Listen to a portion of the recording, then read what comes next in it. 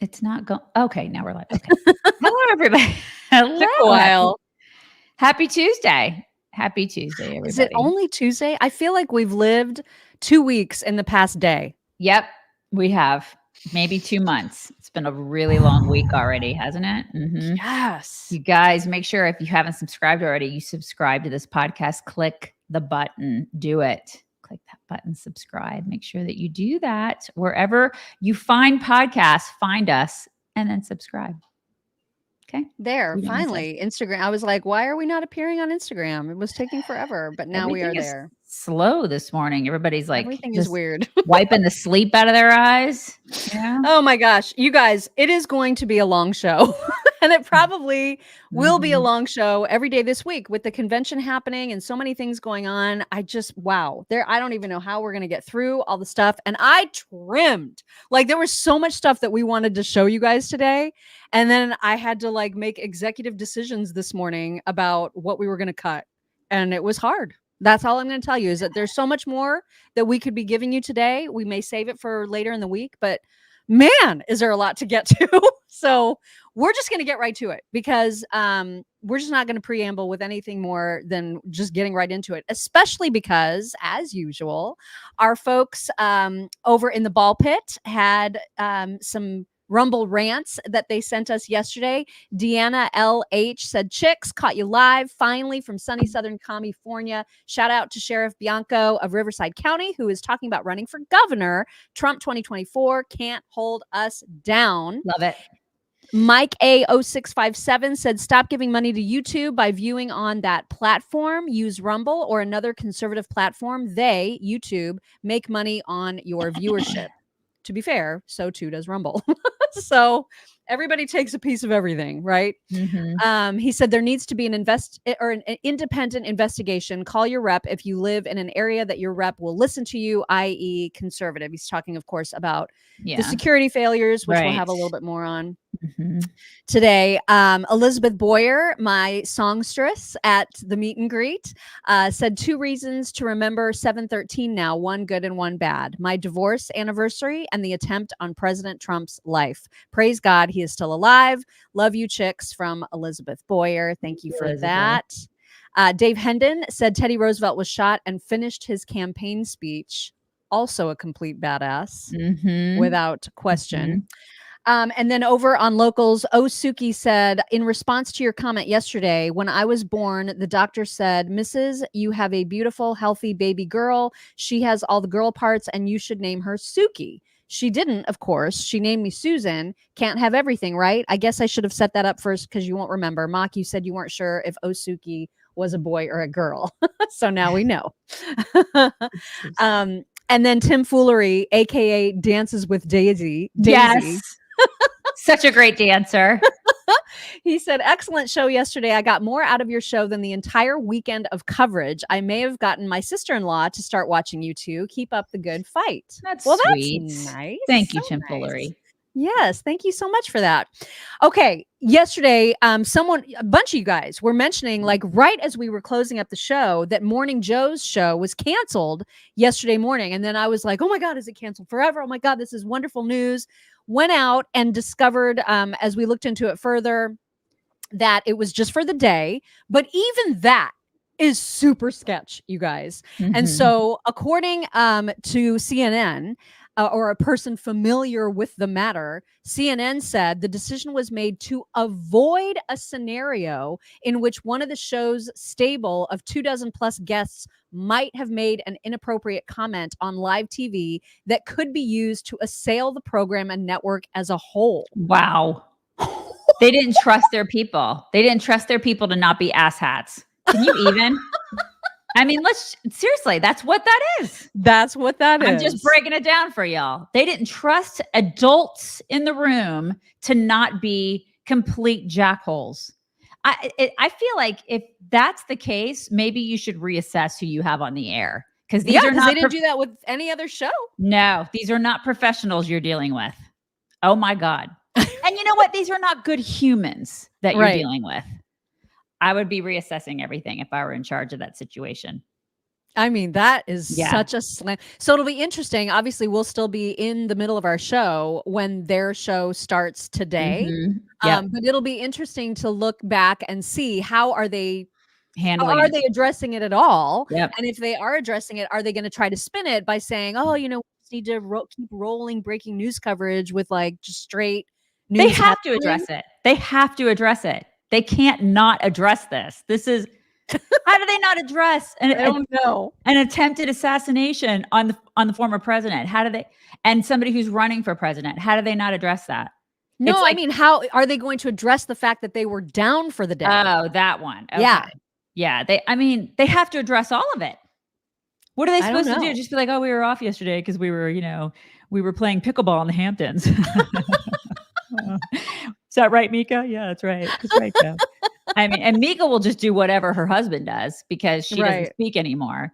So, she we'll speaks see. When spoken to. That's true. That's right. Dave Rubin with the best tweet about it, saying because Clay Travis wrote that this happened and he was like, damn, I'd quit if any of my bosses tried this, but I'm not a little bitch. Morning, Joe. And Dave Rubin said what's really crazy is that Scarborough is paid to lie. That's his whole gig. Now the biggest story breaks. His bosses know his lies were part of it and they don't want to get sued. It's so true. I mean, it's just so true. His mouth has been running. Oh my gosh. This is he's part of the problem. I hope that he and Mika know that they are part of the problem. They're part of the reason. And then, they're probably going to get on there and they'll say something about how we need to bring the temperature down. Right. Yeah. Mika will be like the first one to be like, you know what? We really there's a lot of stuff. The rhetoric is just so heated. It's so heated. There'll be those people. I can't. I know. It's just, it's just wild. Just to show you like what kind of morons make it into positions of power in our country. I mean, obviously we see Joe Biden every day, so we know that this is true. But it gets even worse in some ways when you see that the Democrat mayor of a Washington city posts something like this. Look at the first sentence. Oh my God. You can't. It's sick how politics have devolved. Oh my God. Ears bleed a lot. I hope they checked to make sure it wasn't just a self-inflicted scratch. The shooter is dead, so we'll never know if it was staged. Not buying it quite yet. Any way you look at it, it was a horrific act. Short of Biden dying. Oh my God. This is about the only thing that could happen that would artificially gain Trump sympathy votes. I hope I'm wrong, but because of his record of deceit, that's the first thing that came to my mind. This is the Democrat mayor of Washington. That's a mayor. That's a mayor, you guys. This person, okay. I want to say all the words. I can't say all the words. This person, okay. Be careful. Forrest Gump is smarter than this man. He is not. You know where I'm going with this? You know where I'm going with it? He's not this man is not smart. And this is the Democrat mayor of Washington right here. Of a Washington city. I don't even know the city because I just saw that and I was like, oh, damn. And you know what? People came at me. What was it? Last week we were talking about the state of education today. And I was like, listen, I had people in college classes who could not write in complete sentences. There you go. There's an example right there. He's the mayor of Washington. So there you go. They just pass them along, you guys. That's it. Education, American education right there.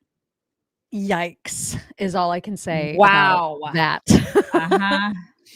that. We've told you guys about our favorite products from Healthy Cell many, many times before. And of course, both of us would agree that the hair, skin, and nails gel pack from Healthy Cell is for sure our favorite. But they have so many other kinds of things, different kinds of supplement packs that will help you no matter what your issue may be. So say, for example, you got a big old day.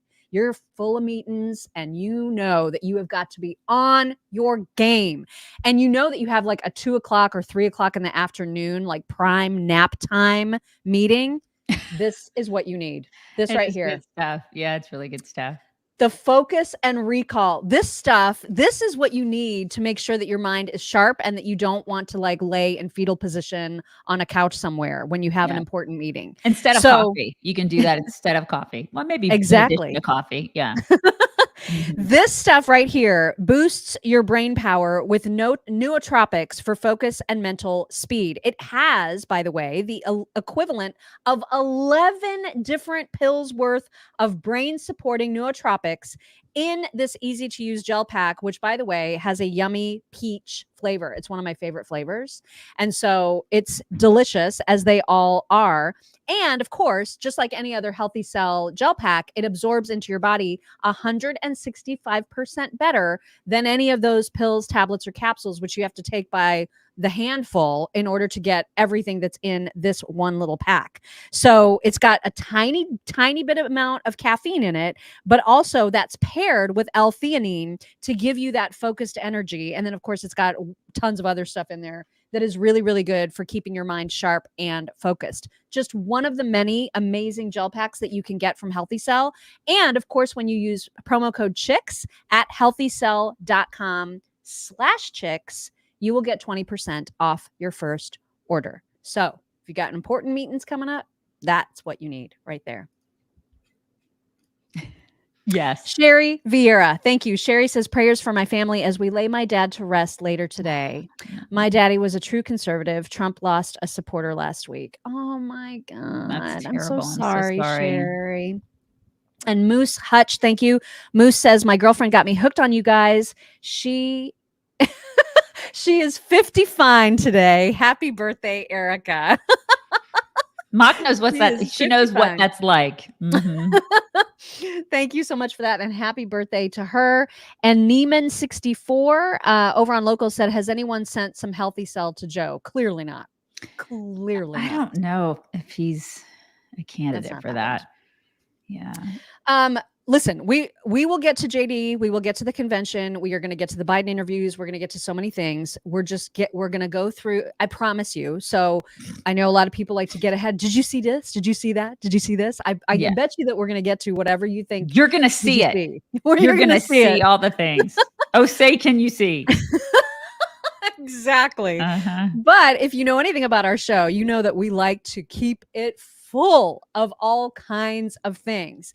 And so in addition to that ridiculous that Washington city mayor, we would also like to show you an example of FAFO. So lots of people being disgusting about the shooting that took place over the weekend, the attempted assassination of President Trump.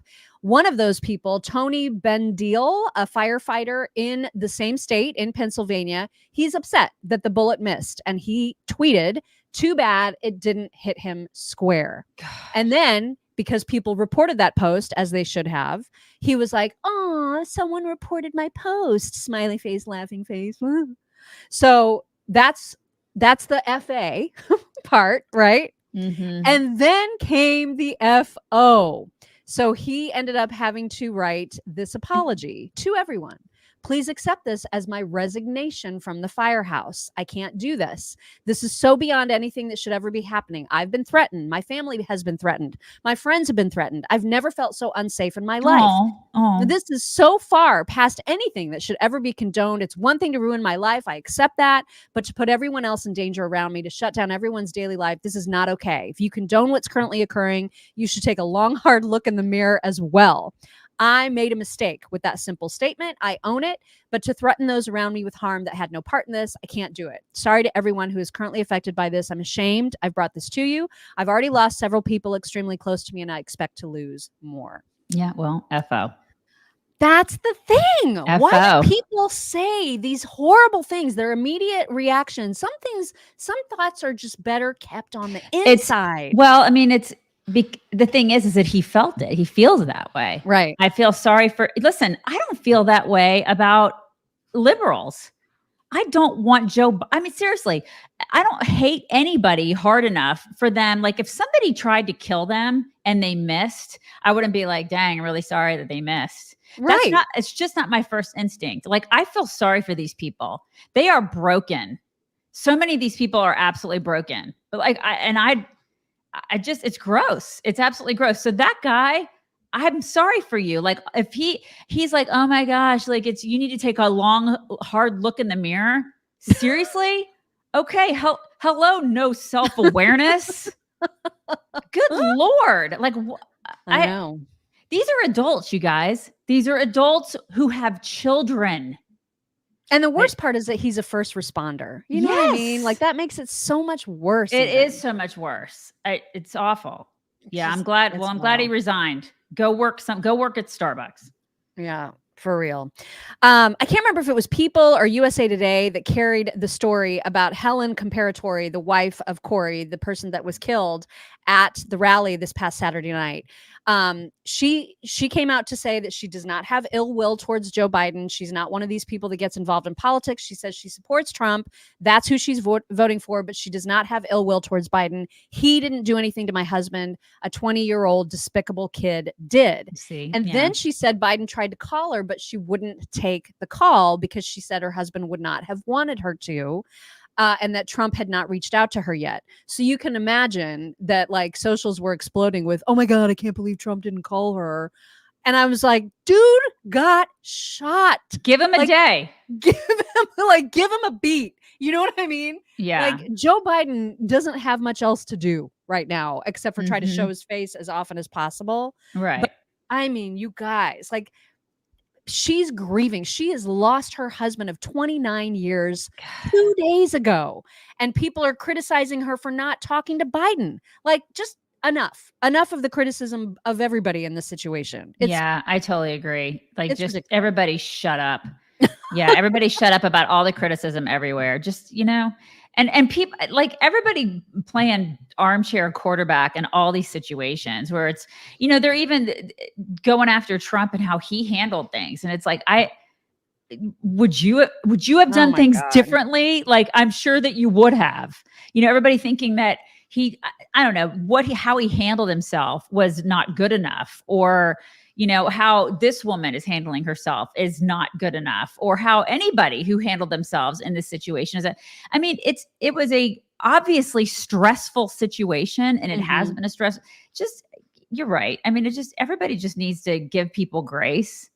And maybe like a week or two. Situation like this. Right. God. Just everybody calm down. Give everybody some grace and just calm down. Give everybody a week or two to just let everything process. I mean, that's kind of like, it goes back to you and I talking about how people get on right after stuff like this happens and they give their reaction to things. And we just don't do that. We like to be able to process. We like to be able to sit with it and just process it, because as human beings, I think that that's the right thing to do. It just is. Yeah, exactly. Give her time. Yeah. And then speaking of that incident, there's like a lot of stuff going on with all of the security failures and all of the revelations that are happening now after that. Of course, the House is going to be doing a thorough investigation into everything. I expect that we're going to be pretty upset about a lot of the failures, especially because we're now hearing that the shooter was spotted on the roof almost a half an hour before the shooting occurred. And that apparently that rooftop, that building was like an FBI, like Secret Service hangout. You know what I mean? So they even took pictures of the guy ahead of the time. They failed to confront him. They allowed him to remain hidden 30 minutes before he opened fire. There's just a lot of revelations that are coming out that the failures were even worse than we first thought they were. And so we're going to be learning a lot more about that, I'm sure, in the coming days, but just, yeah. Yeah. They need to answer some questions. They better do it, and they better do it quickly. And this is why people will be like, oh my God, you're a conspiracy theorist. Well, listen, I'm gonna be if you don't answer my damn questions. Yeah. They better do it quick. They promised. Mayorkas promises. They're going to be so transparent. Really? Yeah, but he's been such a great guy to be true to his promises. The border's secure. Really? Exactly. Okay. Yeah. Actually, let's actually talk about that now. This is going to be a little bit out of the order that I'd set up, but I think since we're already talking about the security failures, it makes sense to play the clip of Mayorkas talking about being asked about those security failures, because remember that there was the rumor about about the director of the Secret Service denying extra resources when asked. And so he was asked about that allegation directly. You also received a letter from the chairman of the House Homeland Security Committee that suggests your department may have, quote, rebuffed multiple requests from President Trump's security detail to increase protective resources. How do you respond to that? That is unequivocally false assertion.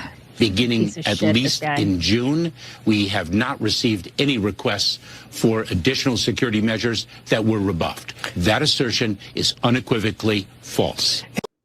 I don't believe him. I kind of don't either. He's lied about so many things. He lies about everything. I don't believe him. And he's such a colossal piece of crap. Yeah. I don't believe him. Do you guys believe him? I don't. He lies. He lies. The border's secure. Really? Yeah. He's a liar. Yeah. There was also an interview with the Secret Service director, that Kim Cheadle person. And you guys, just like every other incompetent hack in this administration, she ain't fucking leaving. Responsible for this happening. What I would say is the Secret Service is responsible for the protection of the former president. So the buck stops with you?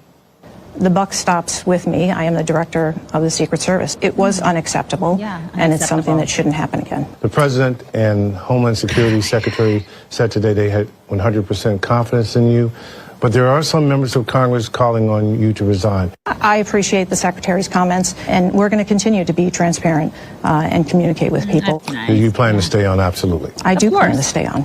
Of course. I mean, of course I'm going to stay on. Of course I'm going to continue to collect a paycheck from the American taxpayer, because that's what I do. You guys get on me about like making fun of federal employees. But I looked at my daughter yesterday when I was watching that interview live, and I was like, hey, if you want a job where you don't ever have to be held accountable and you can do a shitty job and never get fired, work for the federal government, honey.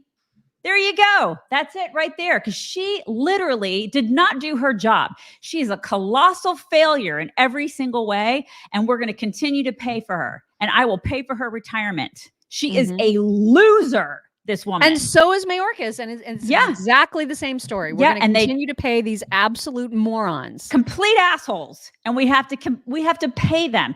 If it were the private sector, she would have been fired and like shamed. And never gotten a job in the private sector again. Like, seriously.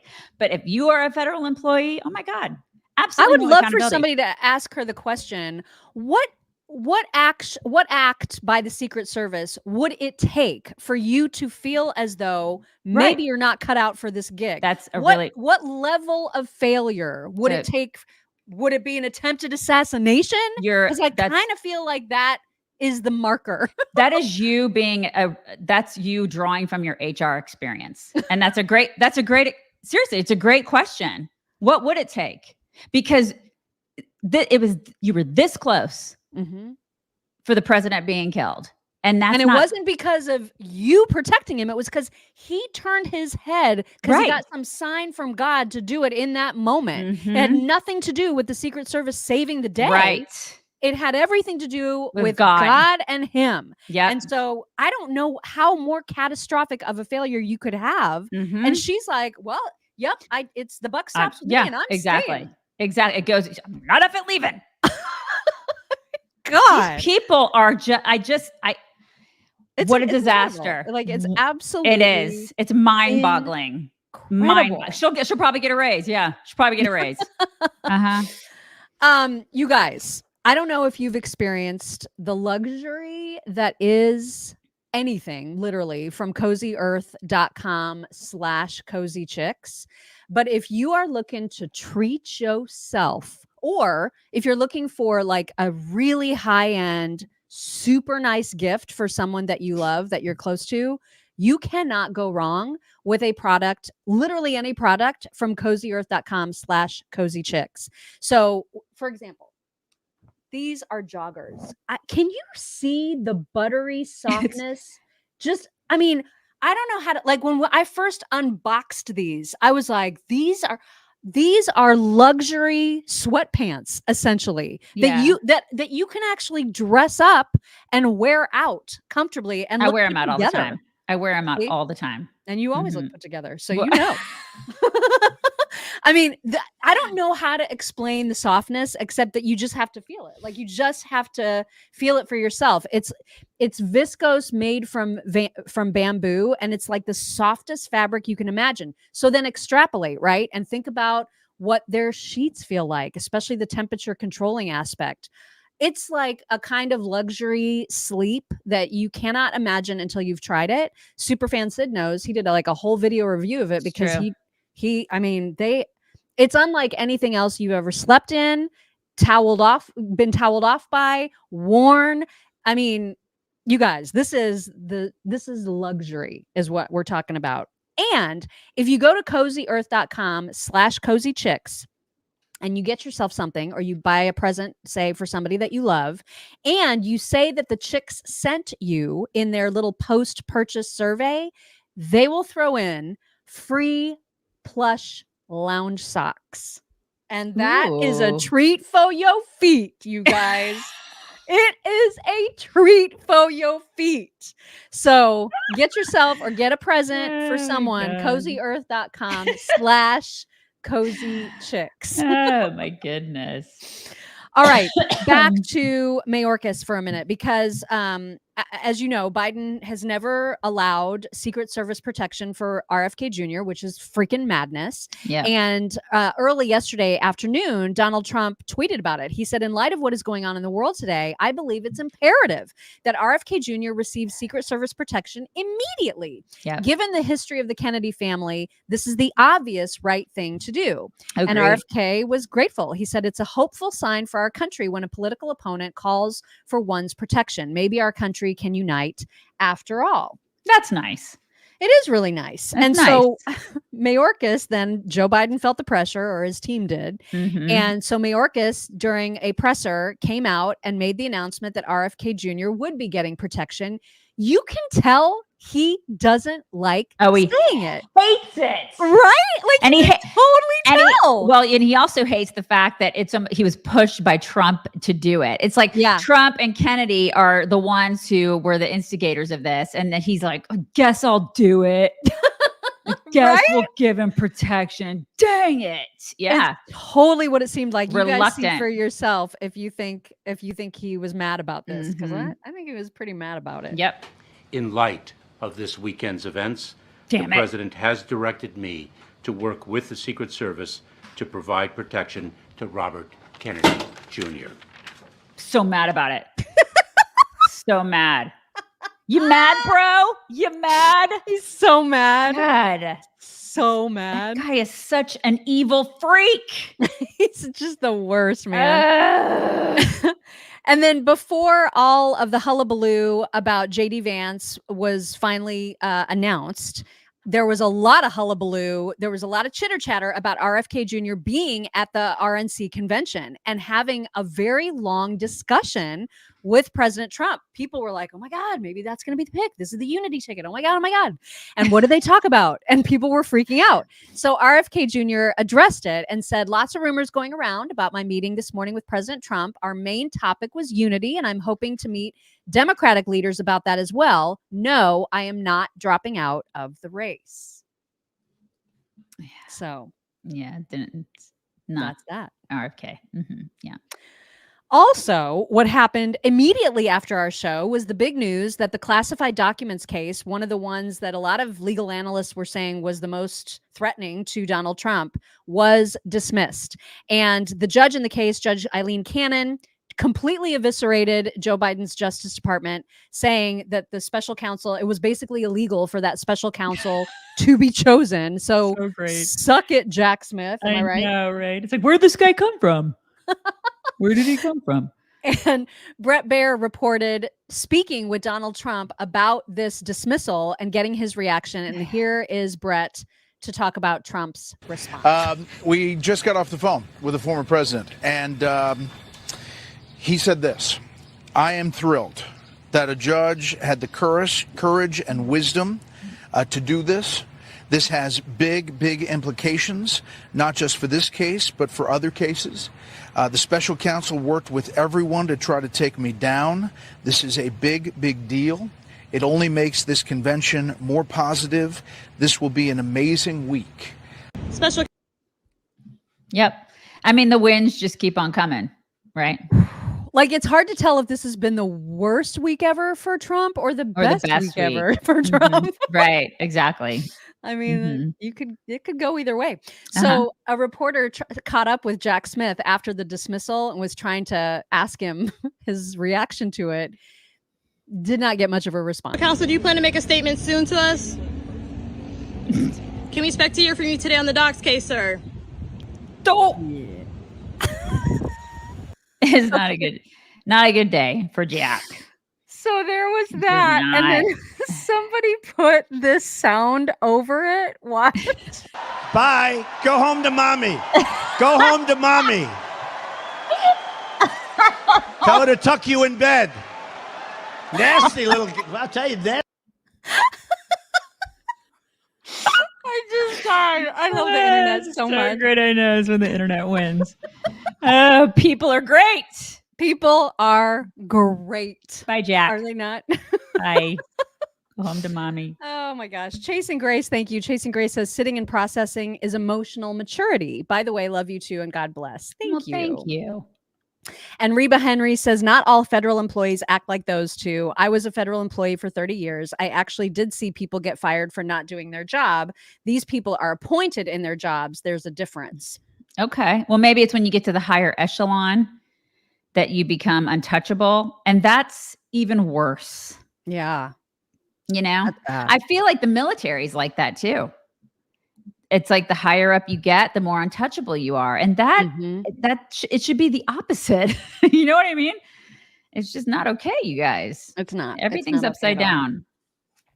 All right, let's get into JD Vance, because obviously that was Trump's pick, and Trump made the announcement on Truth Social ahead of, anything happening at the convention. He laid out exactly why he chose JD Vance, gave a lot of information about JD's background, talked about his book, Hillbilly Elegy, which if you have not read, please read it. Don't just watch the movie with Glenn Close. The movie's not that great, honestly, but I thought the movie was phenomenal. Great. The movie really? Was great. I love the movie. Compared to the book? I thought both were great, but I think the movie's great. Yeah. What's wrong with the movie? Because it just does. I mean, the book is so much better. I mean, what's wrong with Glenn Close? I will not be ignored, Dan.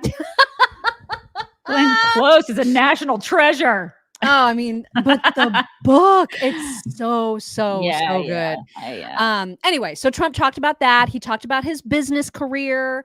And so anyway, this was his initial tweet making the announcement. And so we're just going to run through some tweet reactions. I don't even know what order these are in. I didn't write it down. So we're just going to kind of walk through them because people are all over the place, as you might expect. People on our side of the aisle also are all over the place, and we'll show you some of those responses. Joe Biden, very quick to respond. Here's the deal about JD Vance. Talks a big game about working people, but now he and Trump want to raise taxes on middle-class families while pushing more tax cuts for the rich. I don't intend to let them. And if you're with me, pitch in at Joe Biden's website. Mm-hmm. I have no idea where he's getting this tax hike lie from. Yeah. Well, I mean, Joe Biden he didn't tweet that, obviously. Somebody on his team did. He has no idea that tweet even went out. He was sleeping. He was having his pudding and he was going to bed. He has no idea that went out. But you're right. The tax, that's total bullcrap is what it is. And one thing that's great about Vance is he is for the working class. I mean, he's all about that. He gets it. He totally gets that, whereas Kamala doesn't. Yeah. I mean, he grew up with literally nothing. Yeah. Nothing. And I love that. I do love that about him. So he gets it. He gets it, and he gets where middle-class people are. He understands the discrepancy between the upper, like I said, the upper echelon, and then the people who are lower class. He gets it because he's been there. He's lived it. Kamala, I mean, she doesn't get that at all. No. And neither does Joe Biden. Exactly. That's exactly right. Newt Gingrich said JD Vance will be a spectacular VP for President Trump. He'll be terrific debating Kamala Harris, which oh my God, yes, for that. Oh my God, oh yeah, it's gonna be so great. I cannot wait. He'll be effective working the Congress on behalf of the president's program. And at 39, he represents a new generation of ideas and energy. Amen to that. Just about to turn 40. Which is amazing. Fantastic. Yeah. And I know that a lot of young people are super excited about that. And that re-energizes our base. And that's fantastic. You got to be stoked about that. For sure. And you also have to be stoked when you disagree with Bill Kristol. You know you're right. So Bill Kristol said the Vance pick is clarifying if clarification were still needed. It brings to mind Lincoln's remark in 1855, slightly amended, which he misspelled. The GOP is now a party that makes no pretense of loving liberty, where despotism can be taken pure and without the base alloy of hypocrisy. Bill Kristol is a piece of garbage. And I don't know what happened to him. Like, I don't know where Trump touched him inappropriately to make him so weird. Show us on the doll, Bill. He is a broken man. Like, there's the Lincoln Project times a billion. Right. Well, I mean, Trump has broken a lot of people. Really, I mean, so many people have just been completely broken by him. As evidenced, but you just get on Twitter and look at stuff over the past couple of days, and you're like, God, these people are. I just wonder about their mental stability. It's not good. It isn't. Not good. Guy Benson was conflicted. He said he recognized that committed Trump fans are loving it, but he doesn't know that this pick will bring anyone new into the fold. He doesn't see a tent expansion, as he put it. He doesn't see him as a plausible POTUS from day one, which I don't think he has to worry about because Trump is doing great. You know what I mean? As long as somebody doesn't freaking assassinate him. So Guy Benson was a little on the fence about the choice, not totally positive and not totally negative. Dan McLaughlin, not happy. He said Trump picking Vance is a giant middle finger to conservatives, but we're used to that by now. Who would he have wanted? Well, a lot of people were very disappointed that it wasn't Glenn Youngkin. I was a little disappointed too, only because our digital team was so hyping up. Oh my God, they really wanted Glenn Youngkin. Yeah, and I love the idea of a governor being selected and of not messing up the Senate dynamic right now, because you know JD Vance is a very important senator, and now we've got Governor DeWine, who's kind of kind of rhino-y. Very rhino-y. And he's going to be in charge of the appointment. I don't know. It just that was the one reason that I thought it would be great to have a governor, somebody out of politics altogether. But I'm not unhappy about this choice at all. And Eric Erickson said a JD Vance nomination is not about picking up voters. It's about securing legacy. He gives intellectual voice to MAGA, which I thought was a nice take. Yeah, I think it's a great take. I like the youth part of it. I like that whole intellectual. I like that. I think, and you're right. He does give an intellectual voice to MAGA. That's spot on. Yeah. Christian Watson, who we've had on our show many moons ago, is not happy. He said, as I've said before, Vance's conception of America is one of customs habits divorced from universal principles rooted in natural law and reason, the latter of which helped form our republic. True conservatism conserves first principles. Having said that, he is not friendly to the power interests in the managerial elite. That is positive, but otherwise, I'm not thrilled. That was Christian. Okay. All right. Whatever. Moving on. Batya Ungar Sargon said that JD stands out as the pick of a candidate deeply serious about enacting a lasting populist vision. She said it's a great pick. Yeah, I think it's a good pick. I really do. The Vox obviously hates it. A naked authoritarian? Are you serious? Isn't that hilarious? Come on. Love it. I love it. Their Vox is broken. They're breaking, you guys.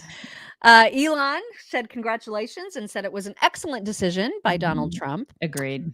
Brad Palumbo said JD Vance is not qualified to be VP. He barely has any experience as an elected official and zero executive experience. Being a best-selling author isn't qualification. He needs to be ready to step in at any moment. He's not. Plus, he's flip-flopped, blah, blah, blah. All the people that are like, he's only been a senator for like a year. Okay, Obama lovers. Right. I know. You don't get to say that. That's exactly how I feel too. And they're probably all in for Kamala too. They think Kamala is like so completely qualified and intelligent and wonderful. Okay. Because she's what? Because she's been VP and useless at it? Right. That doesn't give somebody qualifications to lead. Bingo. Let's see. Who else do we have? Free said, well, new Trump had a nice run, a whole few hours. Selecting JD Vance proves he's not serious about uniting the country. He's playing to the dumbest elements of his base. God help us all. Oh, for crying out loud. John Ratcliffe was pleased. He said he's the living embodiment of the American dream, from working class kid from middle America to the next VP of the United States, an inspired pick. Which I thought he is. Glenn Beck loved it. Great pick. Legacy. This pick shows that everything they're saying about Trump never leaving office is BS. This is the guy who can continue where Trump leaves off. Unlike Reagan's pick of George H.W. Bush, JD Vance gets it and hopefully will make Trump's influence last for 12 years instead of 4. Amen, Glenn. Yep. Ben Shapiro, as a friend put it, Vance is a truly F it, we ride pick from Trump. Demonstrates real confidence and shows he wants a bulldog. Vance is certainly that. And in terms of pure IQ and speaking ability, he's the best candidate Trump could pick. And when it comes to the media, he is excellent. He is just exceptional dealing with the media, you guys. I love it. He's very calm, but he is a bulldog. I just love the way he deals with them. He has that Mitch Daniels quality to him, don't you think? Yeah, a little bit. And that's one of his idols, actually, which is, you would know that if you read the book. It's not in the movie, but he talks about Mitch Daniels. I mean, he has that quality to him where he's just very calm and collected and very polite, but I will cut a bitch.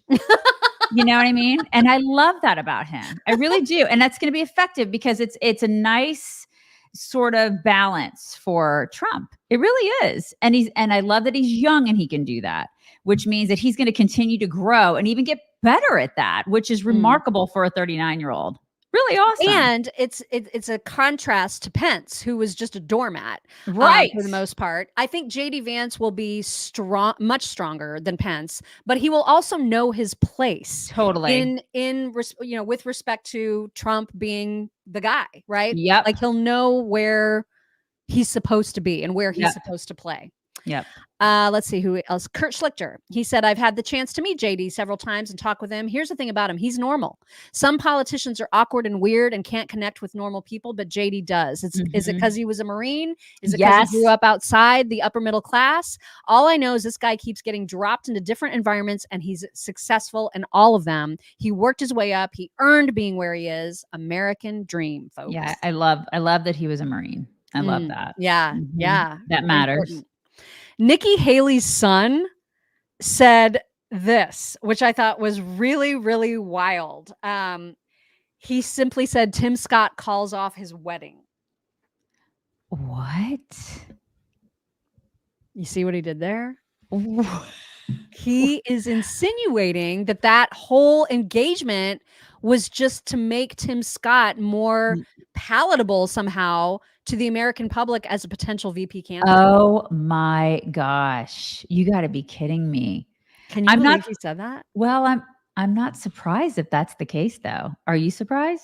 Well, I don't think he's called off his wedding. I think this is a total lie. Okay. But I mean, like the fact that he's saying it you know what I mean? Like that. Yeah. Oh my God. Yikes. Oh my God. Yikes. I mean, either he's doing that because he's trying to say it was all like a planted offer story, show. Yeah, but he's suggesting that Tim Scott. How do you pronounce that? How do you pronounce that dude's name? Is it Nalen? I think so. Nalen? Do you guys know? I think it's Nalen. Okay, so have we ever heard from him before? Ever? I have not. So this is like his entrance into being. I don't know, because his account is private and somebody else who is allowed to follow they're the ones that put this out. Wow. Yeah. Well, maybe we'll see if he calls off his wedding. Yeah. I mean, yikes though, to say that. Oh my God. Yeah. Anyway, so there was that. It's not the most yikey thing we've heard though. It's not the most. Let's get real. Yeah. So Lindsey Graham posted a glowing review of JD Vance, just absolutely just went on and on about how great he is. And Tucker called him out and said, Lindsey Graham is a liar. No one lobbied harder against JD Vance than he did. And in the sleaziest, most vicious way, he was doing it this morning. This is why everyone hates Washington, because people like Lindsey Graham are happy to lie right to your face, smiling as they plot your destruction. It's disgusting. Yeah, I love that. Absolutely love it. Go Tucker. Go Tucker, go. Maybe Lindsey's just trying to be unifying. No. Oh, yeah, right. It's time for Lindsey to go, man. I'm ready. I'm ready for all of those guys to go. Man, you know what I mean? It's time for a new generation of conservatives to be in office. And I'm ready for all those guys to just take your retirement. We've spent enough money on you. I know you're rich as balls. Just go. Y'all just go. You just retire and just go play golf and do your thing. You know, it's time. Pete Seat, a friend of ours, said there is no one who can convince America with a straight face, especially after Saturday, that JD Vance is prepared to be president. This is Trump feeling politically invincible and picking a spokesperson instead of a governing partner. Disagree, Pete. We know you. And you're wrong about you know why? Because he is establishment. Pete is very establishment. And he doesn't like this pick because it's not establishment. Yeah. You know?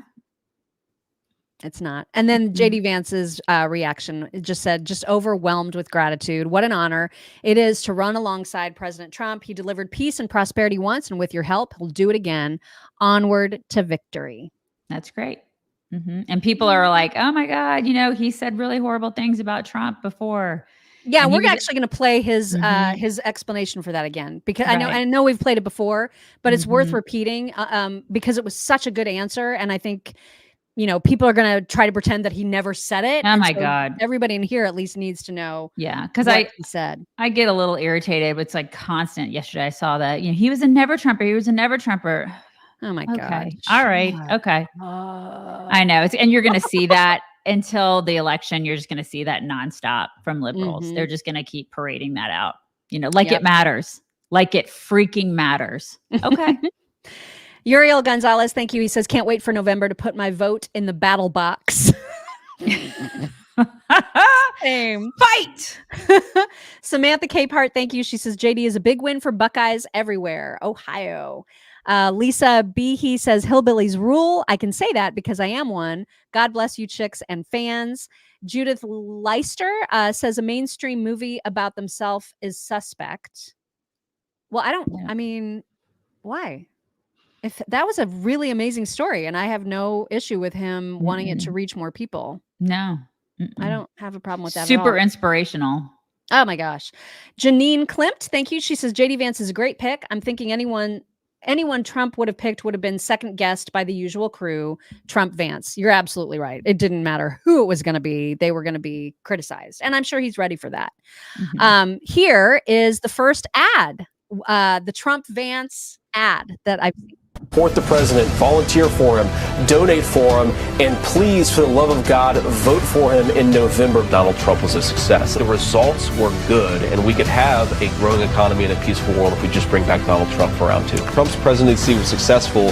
Biden's has been a disaster. The American people get an opportunity to correct this in November, and I think we have to do everything we can to encourage them to make that correction. The country really needs it, and I think we really need to re-elect Donald Trump. I am proud that I have been an ally of Donald Trump's in Washington, D.C. I'm proud of the fact that I haven't tuck-tailed and run like so many politicians have. Biden has been a failure, and when Donald Trump was a president, he was a success. The only way for us to fight back successfully is to elect Donald Trump in November. Make America great again. Let's go and show them.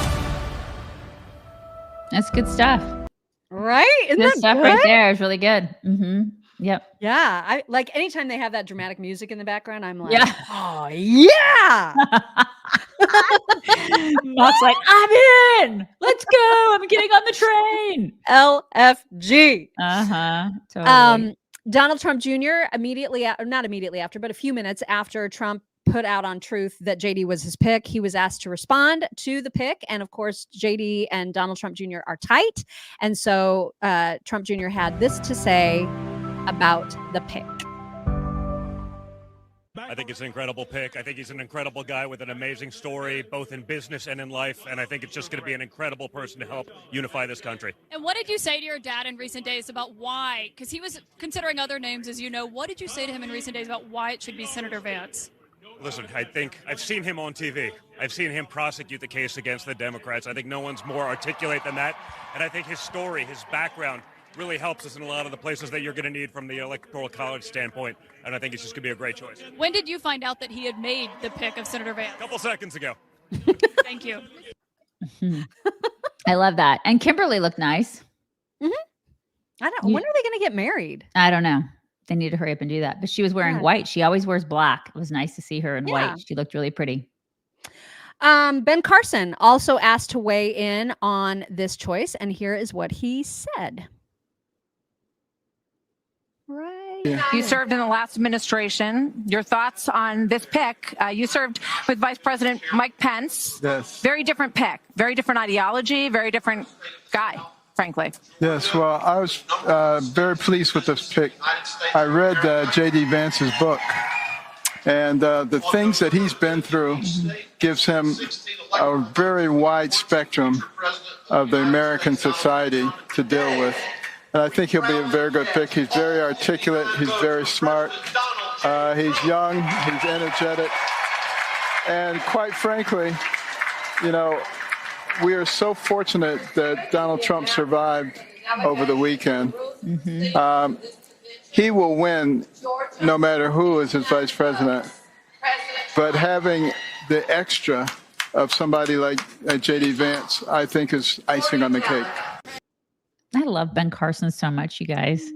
You have no idea how much I love him. He's one of my favorites. I mean, I know a lot of people are like, he can never be vice president, blah, blah. And he probably couldn't because but he's just so, I just love him. So I know, endearing. he's so dear. And for really people who have not read our book, he was one of the people who endorsed our book. He did. So he wrote did. a blurb for us. And what an honor that is. Oh my gosh. Just, it's a highlight. That is a highlight of our lives, right? Mm-hmm. For sure. The governor of Ohio, DeWine, who we mentioned earlier, being a little squishy. We don't know who he's going to put in JD Vance's place, assuming that they win the presidency and the vice presidency. But here's what he said about JD when asked. I think JD Vance will be a great nominee for vice president. He brings a lot to the ticket. He brings a great American story, an unbelievable story.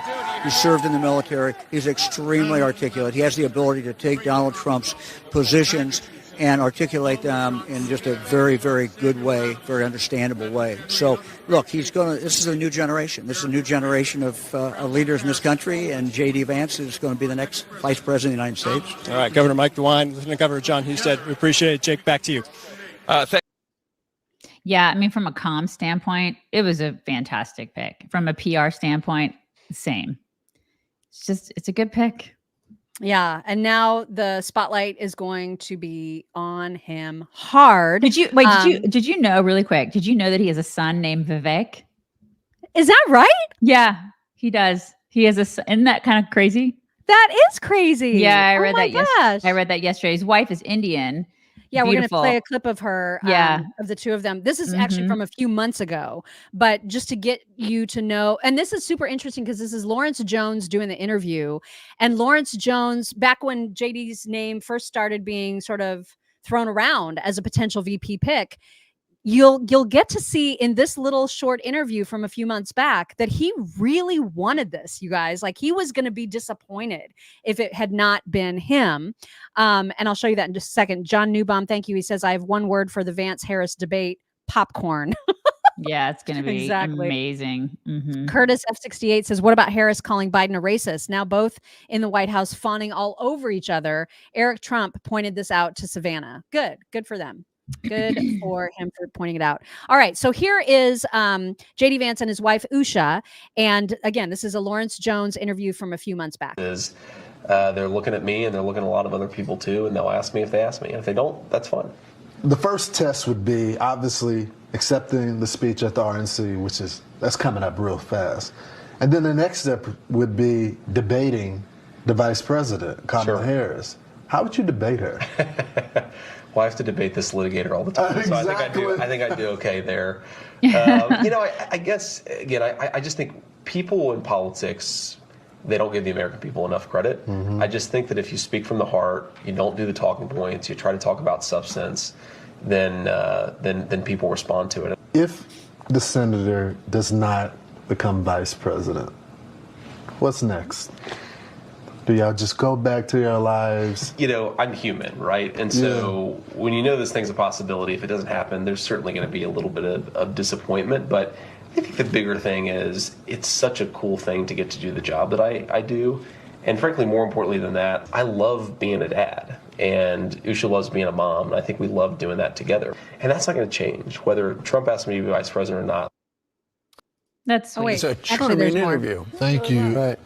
I found him to be very honest with me and just open. Look what he just said. I mean, I'll be disappointed if I don't get it.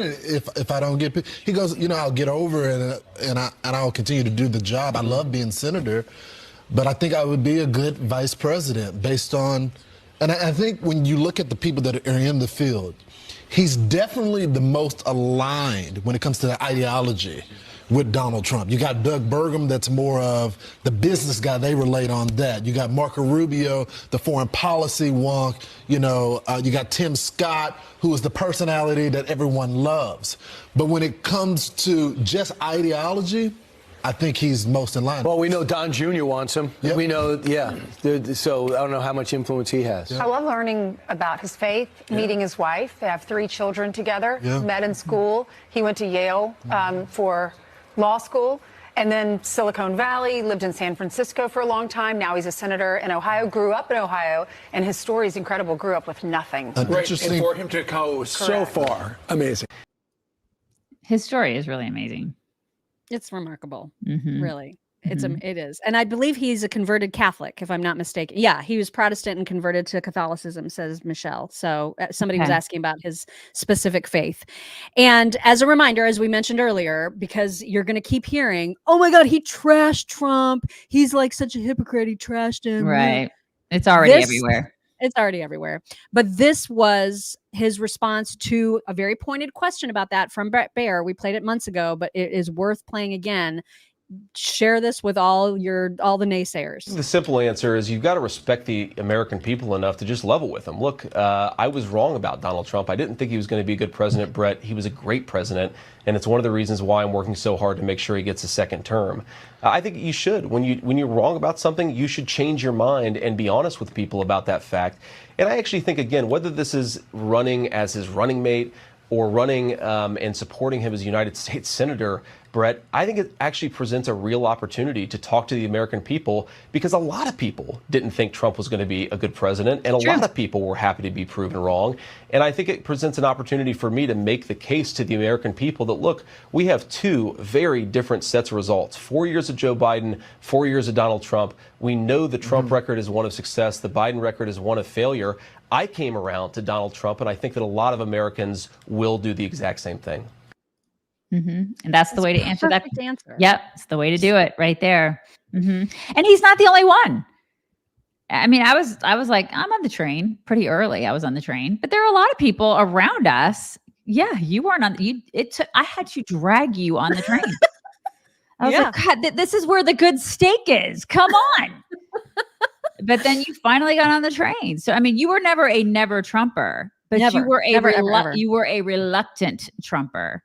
And it took me a while to get you on. First time, and then very much like all on board the second time, reluctant in these last rounds of primaries, as you know, to just stand right my guy. Yeah. And now I am like full steam ahead. Let's go. Yeah. I've always been sort of the Trump girl, and then she's always been reluctant. But I mean, there are people, even the never Trumpers, have been a lot of never Trumpers. Like, we know in our industry who even signed, they were like, I'm a never Trumper. And then they were like, yeah, I'm wrong about that. He's great. So it's okay to change your mind. It's okay to be totally like, yeah, I was wrong about that. I mean, the worst thing would be for him to be like, I didn't say that. You know what I mean? Like, his answer was perfect. It was humble and contrite, and it was perfect. Like, you just can't get a better answer than that. So there's been a lot of chitter chatter, and I don't know what DeWine is going to do, but a lot of people are suggesting Vivek Ramaswamy be the appointee to replace JD Vance. And he was asked by the Daily Wire if he'd be interested in doing that. In absence in the Senate, Governor Mike DeWine is going to be making an appointment. Could we see a Senator Ramaswamy? The truth is, I would strongly consider it if asked. You should. I'd also want to have an open conversation with President Trump about where I could have the biggest impact on the future of the country. Oh my God. That would be awesome. Can you imagine? Do it. Well, but to his point, because like the rest of that clip, he what you heard him say is, I want to know where I fit best to help Donald Trump. Maybe it's the Senate, but maybe it's not. His main goal is to eliminate the administrative state. Right. And it's probable that he would be better in a federal cabinet position. Like a cabinet. Yeah. Are you going to put me on your cabinet? Yeah. Right. So I don't know. Like, I don't know where he would be better, but it would be great to get another super strong conservative appointee. And that's what I worry about with DeWine. That's a whole other story. Put him somewhere, because I like it. More young conservative. I mean, that guy's brilliant, conservative. Put him somewhere. Put him somewhere. For sure. Somewhere, for crying out loud. Someone over on Locals, Grant McCarran, says that Nayland Haley worked on his mom's campaign. He posted on her behalf, as did his sister. Okay. Interesting. Interesting. Yeah. Tucker about JD Vance wanted to make a point about who is against him and why that should matter. JD Vance is the VP pick, and I think every person who pays close attention has got to be thrilled by that. And if you don't know much about JD Vance, I'm not even going to make a case for JD Vance. I'm going to tell you what I just saw, which is that every bad person I've ever met in a lifetime in Washington was aligned against JD Vance.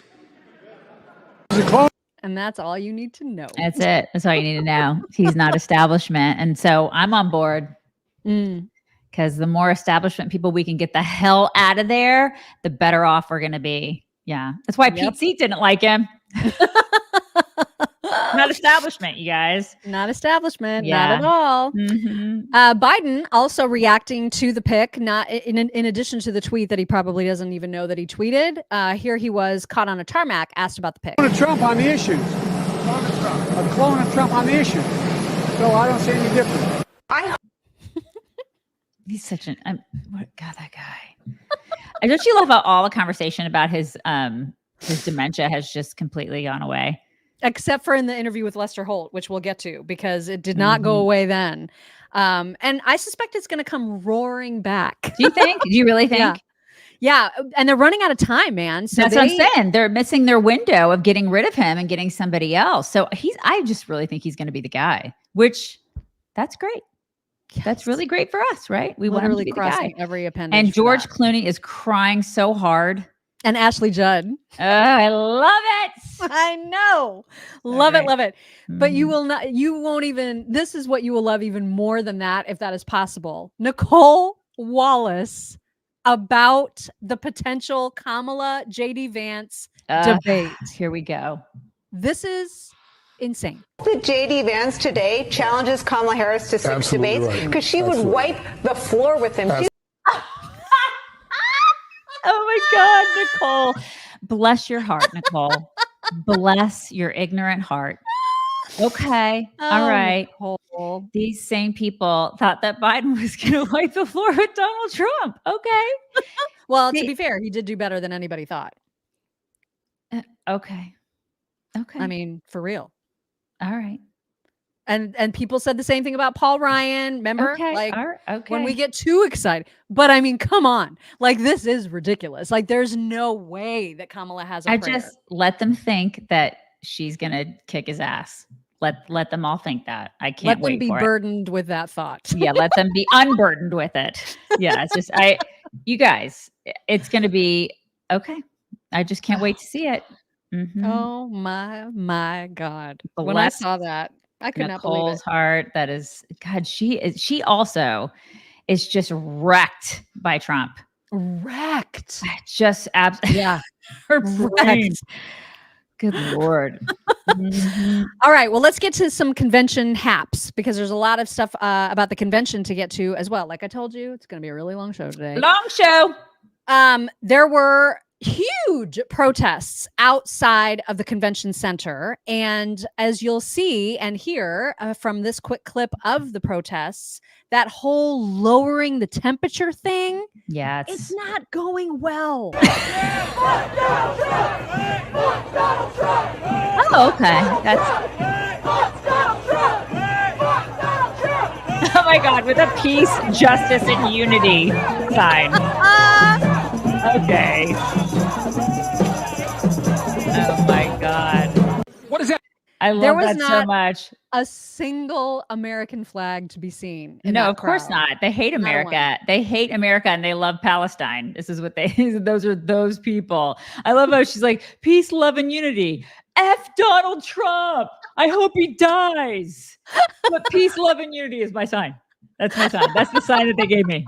I really don't believe that. Yeah, these people are just insufferable. This is the new tone. That's what that is right there. Just toning it down, you guys. Just lowering the temperature. Okay.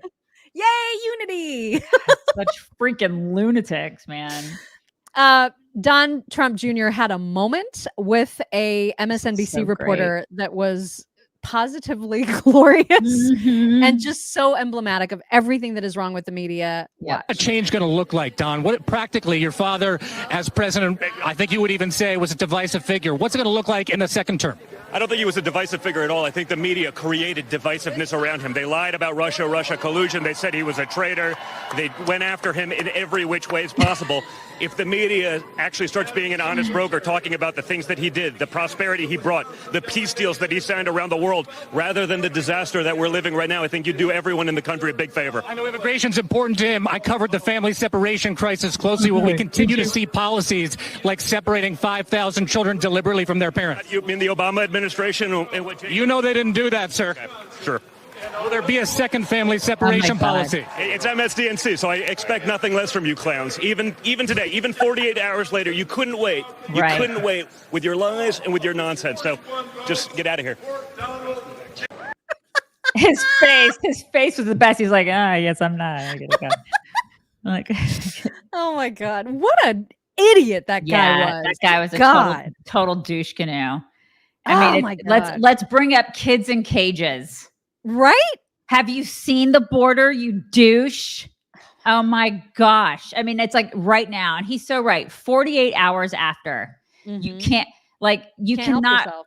Yeah, you can't report honestly 48 hours later. You're the reason for what happened 48 hours ago. It's because you have demonized him and you've dehumanized him and you've lied continuously for almost a decade. You don't get it. So go away. I'm so glad he just go away. I'm surprised he didn't say, get the F out of here. That's basically what he said. And the guy's like, I guess I'll go away. I'm going to tuck my tiny little thing between my legs and go away. God. Judy Flood, thank you very much. She says, good morning, chicks.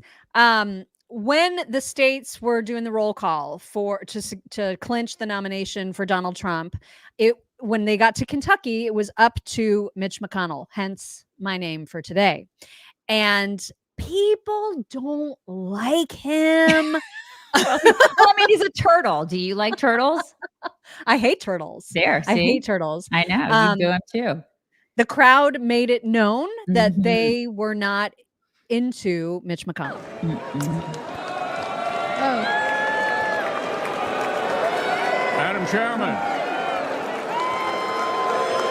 Madam Chairman, the Commonwealth of Kentucky proudly cast 46 votes for the next president, Donald J. Trump.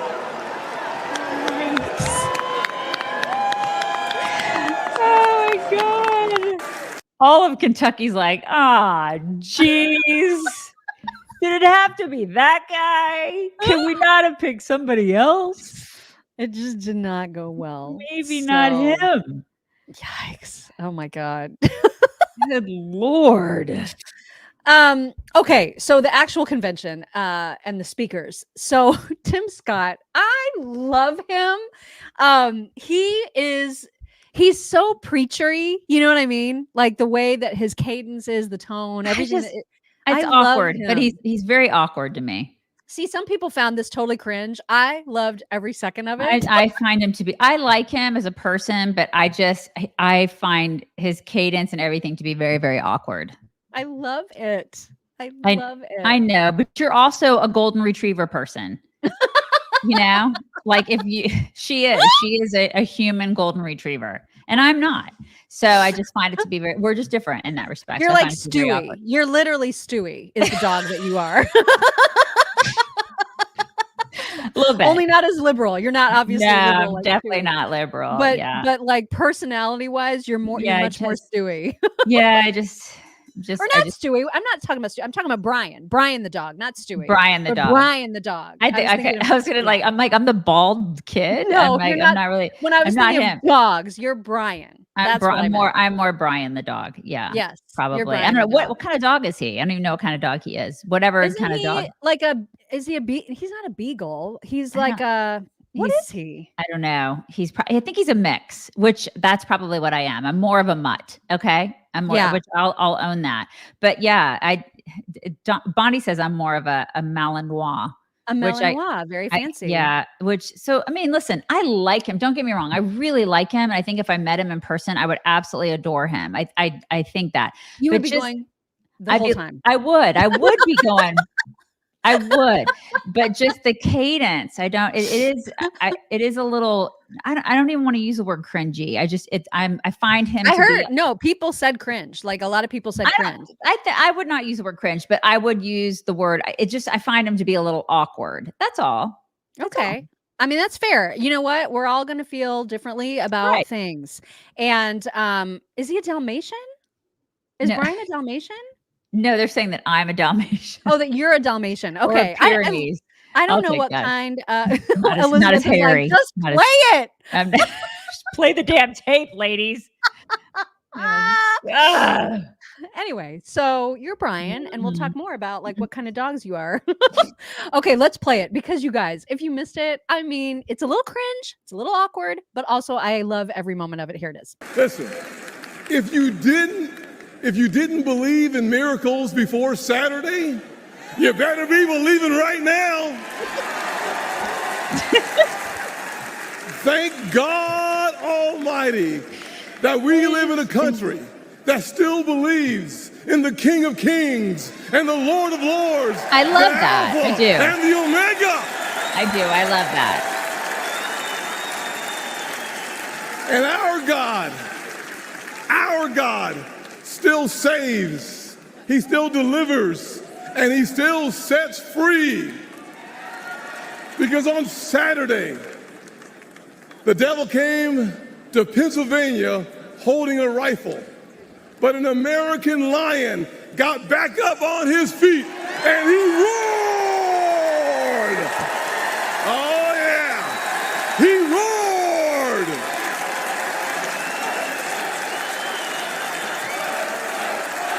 Yeah, yes he did.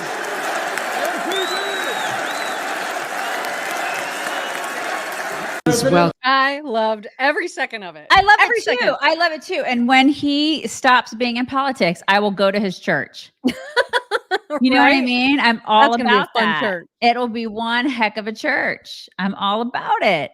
You know what I mean? But this that's all. Somebody said that Brian is a white lab.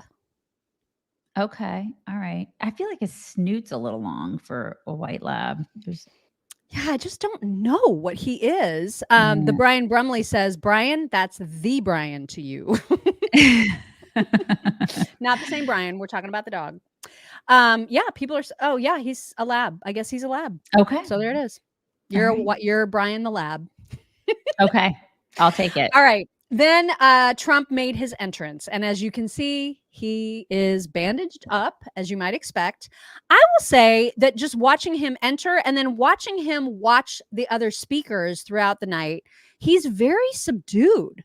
Like, he seemed very chill to me. Yeah. Well, I mean, he just was shot in the head. So I feel like that is probably part of it. I feel like he probably is very pensive. contemplative. Yes. And I mean, as you would be if you were if you just escaped death 2 days ago. Think about I had a conversation with my husband about that yesterday. I was like, can you imagine the stuff that's going through his head? Like, I mean, just the things that he's been thinking about over the past couple days and just if you went through that, what would you be thinking about? I mean, it's a lot. It's a lot. It's right. It's a lot to digest and contemplate in 2 days. And then to be faced with the responsibility that he's faced with, in addition to just personally digesting all the things that he's having to do. And I mean, probably having some measure of concern about another potential hit. Right. There's so much going on with this guy. And he also is a father. He's still a father of he still has a son who is just, of college age that he's still parenting. I mean, and he's a parent to all of his older kids too. I mean, you don't stop being a parent when they turn 18. Yeah. I mean, so he's a parent, he's a husband. I mean, he's many roles to many people. And so he has a responsibility to all these people. There's a lot going on. Somebody mentioned that his ear was really, it was hurting. It probably does hurt. Yeah. So, and somebody said he had an earache, which I can't imagine if a bullet flies right next to your ear. I'm sure that's got to affect your inner ear too. Sure. It does hurt. Yeah. His ear was like shot off. I mean, yeah, it was a lot. So here is the moment that he entered the thing. The next president of the United States, Donald J. Trump.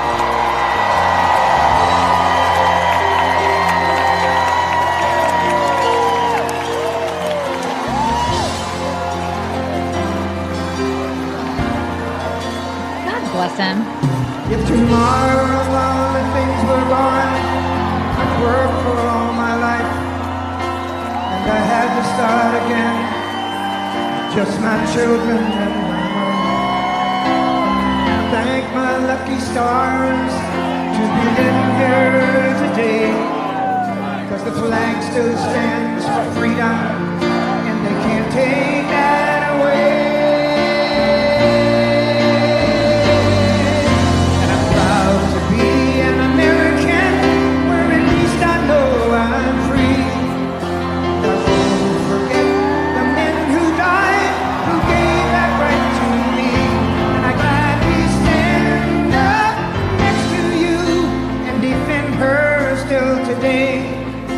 There ain't no doubt I love this land. Sing it!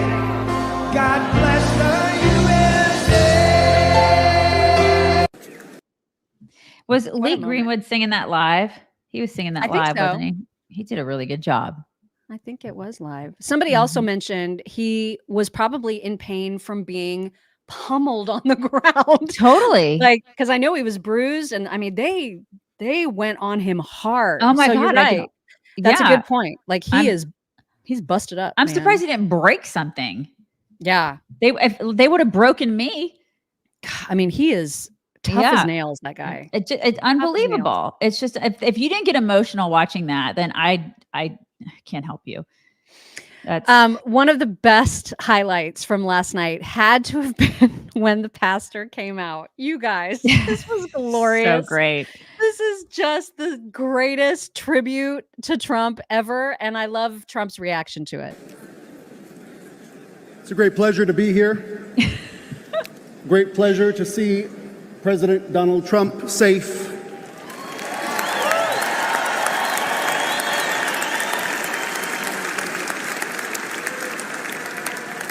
And if I may, before the benediction, give you this promise. You're going to be so blessed. You're going to be tired of being blessed. I guarantee it. I love that. I just love it. The dance. I just love him. I love that. Epic. It is the best. The absolute best. Oh my gosh. I love it so much. Loved it. All right, let's move on to Biden, because Biden has had a couple interviews in the last few days and they have not gone well for him. So he interviewed with somebody that Daisy and I have never heard of. If you guys have, like, culture props to you, but Speedy 360 with Speedy, I have no idea. Never heard of this human. No idea. But that is the podcast that Biden thought, yeah, I should do that. I should do that podcast. And so it's hugely popular. I've never seen this fellow before, ever. But there were some moments. And some outright lies. Now, keep in mind, the Speedy interview took place before this weekend. Okay, I think it was Friday. So the assassination attempt had not happened yet. So that's not even a part of this discussion. So keep that in mind. But the Speedy guy asked about inflation, and Biden lies. The biggest criticisms of your presidency has been inflation. Ironically enough, the shoes that I'm wearing right now are called the Air Force One. They used to be $90. Now they're $115. A dozen eggs cost $4 now. Who's to say that if you were reelected, these pair of shoes right here wouldn't cost $130, or a dozen eggs wouldn't cost $8? Every major economist in the world. 16 Nobel laureates on the economy said I've done an incredible job. It was 9% when I got it. It's down to 3%. It's going to go down to 2%. Oh my God, he's a liar. He lies. Those numbers are lies. Liar. And nobody gives a shit what Nobel laureates say. We go to seriously, do you guys really care what they say? I don't care what they say. I don't care. I go to the grocery store and I go to the gas station, and I'm not like, but what did the Nobel laureate say? Does anybody do that? Oh my God. No, because we're too busy worried about paying for our gas and our groceries and our mortgages. Oh my God, this guy is a piece of work, and he's lying. I mean, the fact that he's still throwing out the 9% number, like, how often do you need to be fact checked, dude? How often? Where is your team? Every day. My we God. need to fact check him. Also, this is going to come as a shock to all the people who are already upset with Biden in Michigan, for example, in like Michiganistan. But Speedy asked Biden if he was a Zionist. Yes. Now you'll be able to make a lot out of it because some people don't know what a Zionist is. Do you know what a Zionist is? I just ask questions, I don't answer. By the way, I'm the guy that did more for the Palestinian community than anybody. I'm the guy that opened up all the assets. What is he talking about? He's having some struggle. There's a little bit of struggle there. There's some struggle. You think? Oh my God. And the guy asking the questions, he's like, what's a Zionist? I'm stoned. I don't even know what's going on in this interview. Who are you? Who is this guy? I don't know. Speedy might be very bright. I don't know anything about Speedy. I've never heard of this guy. These are the people that get the interviews with the president. And then he'll never go on Fox. Ever. I mean, Martha McCallum can't get an interview, but Speedy can. Okay. What a joke this administration is. An absolute colossal joke. Yep. And again, Biden's about to talk about what a danger Trump is. This was before the assassination and before he called for the temperature to lower. Just keep that in mind. So, but the way that he answers some questions in this segment, oh my God. Donald Trump, I think, is, I said from the beginning when I ran in 2020 that he's a real danger to the country, to our democracy. There are some people who've made their mind up and they've decided that they are voting for former President Trump. What do you say to those people? Lots of luck in your senior year. What? Look. What does that mean? What has he done for the youth of America? What has he done? What have you He done? says he's elected, he's going to get rid of the ability to forgive student debt. What has he done for education? He wants to eliminate the Department of Education. What has he done when he was president? I asked. Oh my God. Good luck in your senior year. What does that even mean? I don't know. I honestly don't know what that means, you guys. Okay. I don't. Okay, so basically, you're trying to bribe kids, is what you're doing. You're bribing and sniffing kids against the law, by the way. Right. Exactly. Again, you're going against Supreme Court. You're exactly what you're doing is unconstitutional, but yet you're saying that Trump is a danger to democracy. And asking what he did for young people. How about continue to allow them to pursue the American dream and have home ownership within their reach, and not have to afford their rent, and not have to spend $5 on a carton of eggs, Exactly. Unfortunately, I cannot preview this next clip because I can't read my own handwriting. So. I've tried. I tried so hard. My absolute I don't know what I favorite. wrote. She does this every day in pre-show, or just like she's like, I don't know, I can't read. I just don't. I don't know what that. And says, I want to you hand her guys. my glasses, but I can't because we're in different states. I want to be like, here, do you want? No, the glasses wouldn't help. It I mean, I'm wouldn't help. telling. Okay. This is scribbling. I don't even know.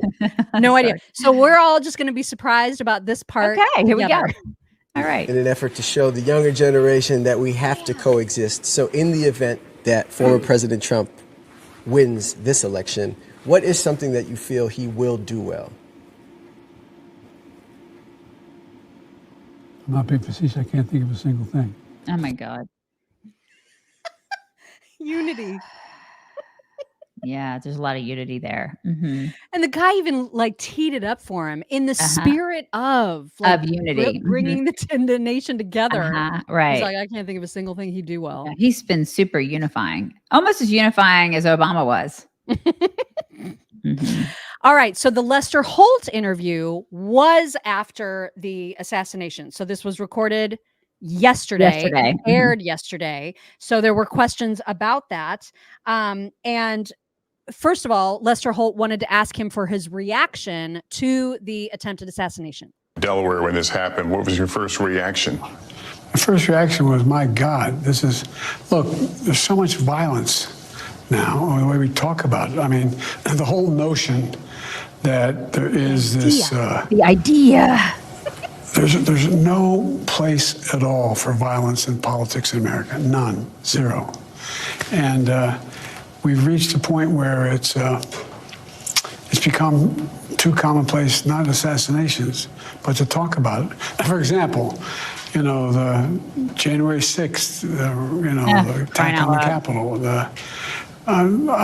Lester, I got in this race early on in 2020 for the 2020 race. I wasn't going to run again because I had lost my son. I didn't feel, and until I watched what happened in Charlottesville, Virginia. Those folks coming out of the woods with torches, carrying swastikas, singing the same Nazi bile. It was accompanied by this Ku Klux Klan, and a young woman was killed.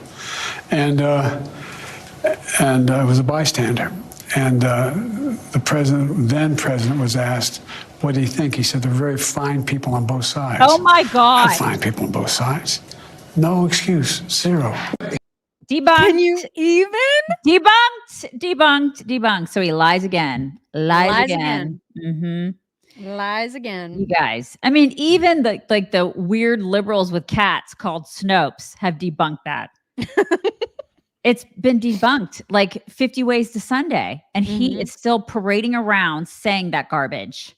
Oh my gosh. It just looks worse and worse with every incident of it. Yeah. Every single time it makes him look more utterly demented. Yeah. If I could just keep saying the Charlottesville and the J6 stuff, maybe I can hold on to power. This guy. Yeah, it's bad. It gets worse. That was his response to his reaction to Donald Trump almost being killed. That's his response. Pathetic. Yep. And he was also asked if he has done any soul searching about his own role in the heated language. And here's what he said. Taken a step back and done a little soul searching on things that you may have said that could incite people who are not balanced. Well, I don't think, look, how do you talk about the threat to democracy, which is real, when a president says things like he says? Do you just not say anything because it may incite somebody? Look, I've not engaged in that rhetoric. Oh my God! My opponent is engaged in that rhetoric. He talks about to be a bloodbath if he loses. Talking about how he's going to forgive all the actually, I guess, suspend the sentences of all those who were arrested and sentenced to go to jail because of what happened in the Capitol. He lies. More lies. Oh, I've never said anything inflammatory ever. Yeah, unreal. He's only the biggest existential threat to our entire nation. That's all I've said. And his wife's called him evil. And listen, you can go to our Instagram page. I have 2 different montages out there of all the people, including him, who have said horrible things and who have dehumanized this president. Just go to you can do after the show. You can just go check them out. They're there. Yeah. Well, to Lester's credit, he pressed further and asked him, well, what about the bullseye comment that you literally just made? What about that? And the excuses, you guys? Oh, my God. Your opponent, an existential threat. On a call a week ago, you said it's time to put Trump in the bullseye. There's some dispute about the context, but I think you appreciate that I didn't say crosshairs. I was talking about focus on. Look, the truth of the matter was, what I guess I was talking about at the time was there was very little focus on Trump's agenda. Yeah, the term is bullseye. Yeah, it was a mistake to use the word. I didn't say crosshairs. I meant bullseye. I meant focus on him. Oh focus my on God. what he's doing. I didn't say crosshairs. So you guys get this right. Crosshairs is bad. Bullseye, okay. Totally fine. It's okay. You guys. My totally God. okay. It's totally okay. What is even happening? Mm-hmm. Did you guys not get the addendum? That's what's acceptable and then what's not. These people. I mean, I feel like they're pretty much the same thing. It is the same. That's because you're normal. Yeah. I don't get the differentiation. Because he was Lester also asked if he had heard from the Secret Service director, who, as you know, is a woman. Mm-hmm. And here's how Joe responded to that question. Well, you have still not heard, at least publicly, from the Secret Service director? Oh, I've heard from him. Oh, my God. Have you heard from her publicly? Publicly, I've sat down in a situation room downstairs with the Secret Service, the FBI, the national security agencies, the Homeland Security, all the major elements. I just don't know them. I don't know who they are. He has no idea. He has no idea who Cheadle is. No idea. Never met with her. No clue. Because he's not running the country. He did meet with him. He said he met with him. Oh, he met with That's a man, baby. I mean, she is a little masculine, if you've ever seen her. To be fair. I mean, she is she kind of looks a little rougher on the edges. That one. We're no not clue. Making any of this up. No. This is real life. This isn't a skit, you guys. This is not a skit. I mean, and there's so much more to come. I can't even, it's just unbelievable. You guys, it's going to be a long show. I don't know if we told you. It's going to be a long show. It's going to be. Eugene Heiger, thank you. He said, I had a near-death experience years ago. You don't get over it quickly. I remember seeing the gates of heaven. The Lord asked me, do you want to stay? I said, I want to go back. Oh wow. My gosh. Dang, that's amazing. It is. Shelley Ethington says, after my brother was shot, he became much more pensive about life. It did not change what he thought or believed, but how he approached things changed. Trump cherishes life even more now. I'm sure that's true. I bet that is true. Mm-hmm. Jose says, Daisy, you mentioned, can you imagine the things going through his head, referring to Trump? Please don't use that phrase. It's too soon. Anyway, take my money. We know when I said it, I almost said, so I almost was like, I shouldn't have said that. You know what I mean? I immediately was like, whoop. So sorry about the use of improper words there. Mm-hmm. And Steve Craig says Trump needs to pull his first speech back out.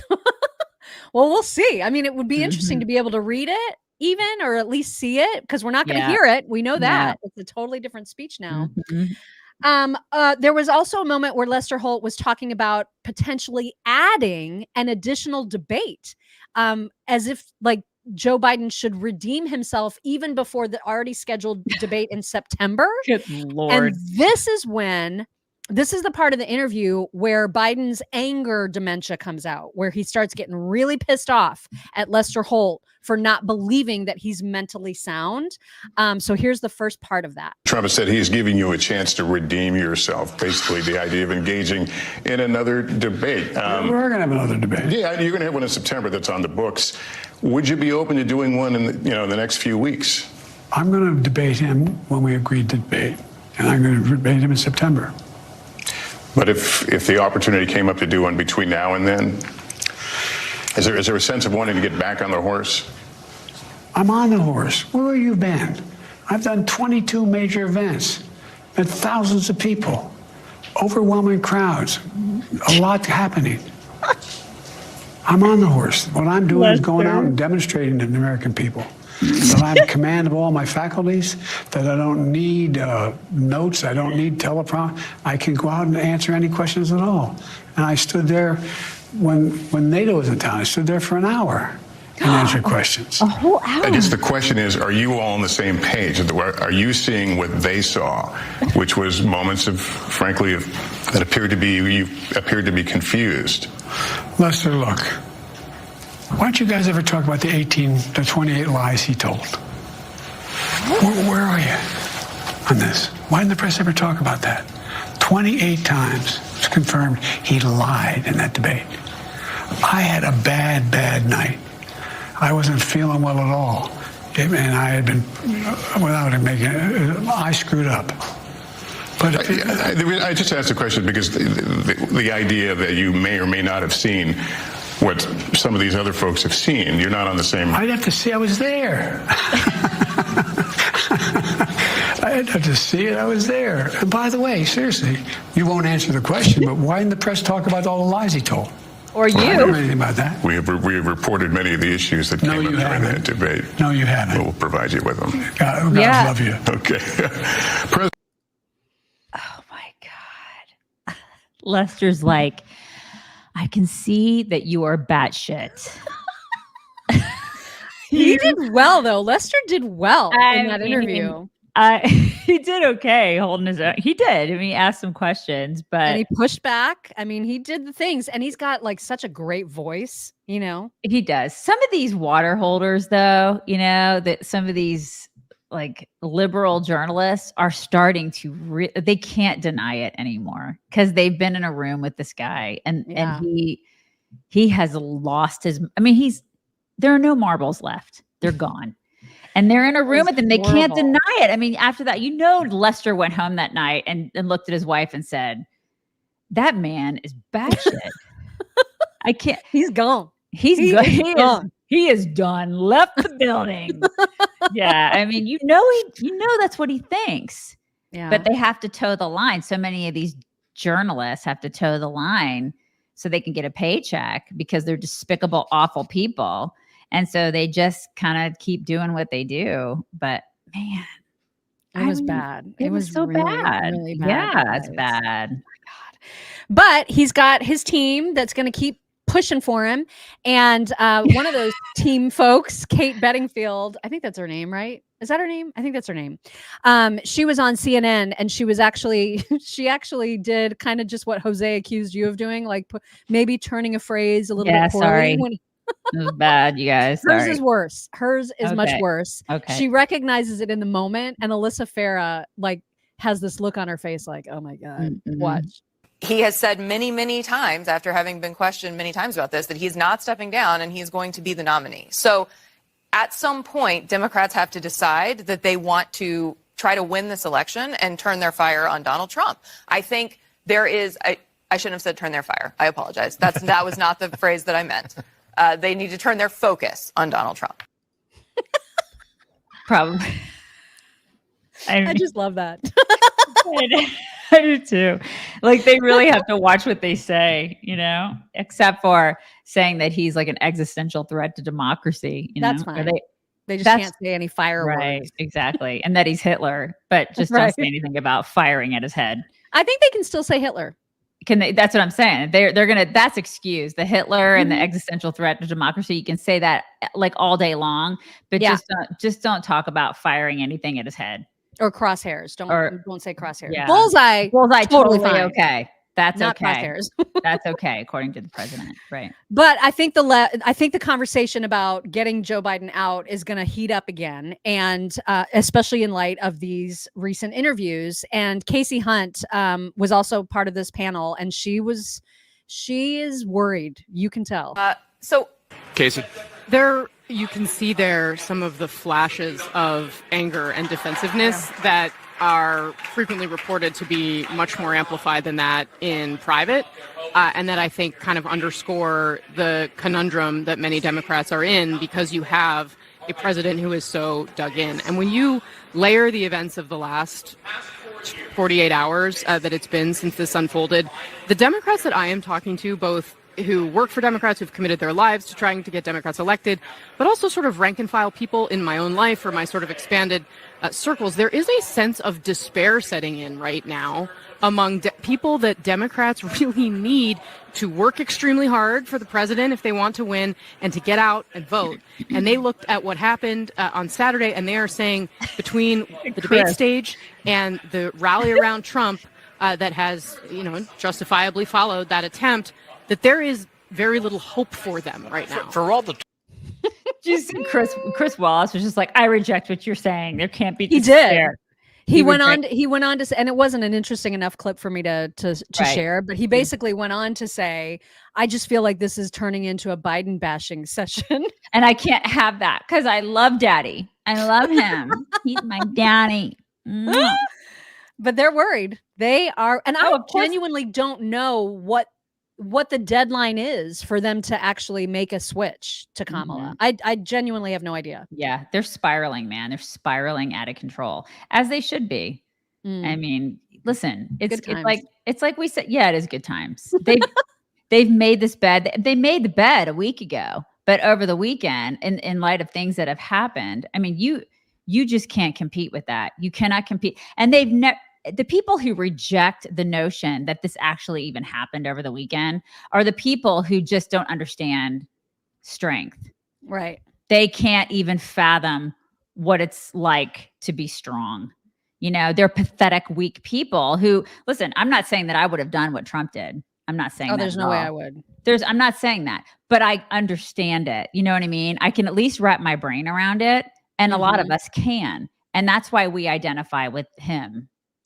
And people on the left, they can't. I mean, there's so many people who are like, oh, I think it's fake, because they can't even identify with that kind of strength. And I don't want to be that kind of person. Like, I don't even want to understand what it's like to automatically go to a place where you say it's fake, because nobody can be that strong. Nobody can be that. Well, he is. So suck it up, Buttercup. All right. Before we get to our schlong, which I have a funny story to tell you about schlong in general, and we have a lot of new people, I can tell, just in terms of the number of folks who are joining us yesterday and today. So if you are new to the show, welcome. First of all, glad you're here.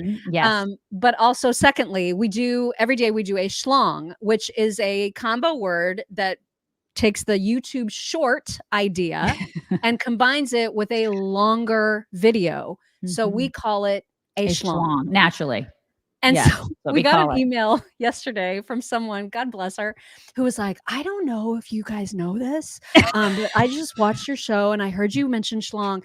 And I just wanted you to know that is a Yiddish slang term for a penis.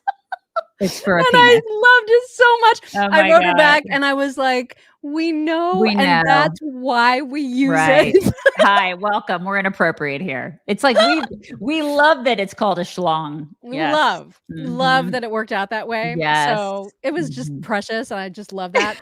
So for today's schlong, we are going to talk about Amber Rose. And we mentioned, as soon as she was chosen as somebody to speak at the RNC convention, we were like, really? Seriously? What are you doing?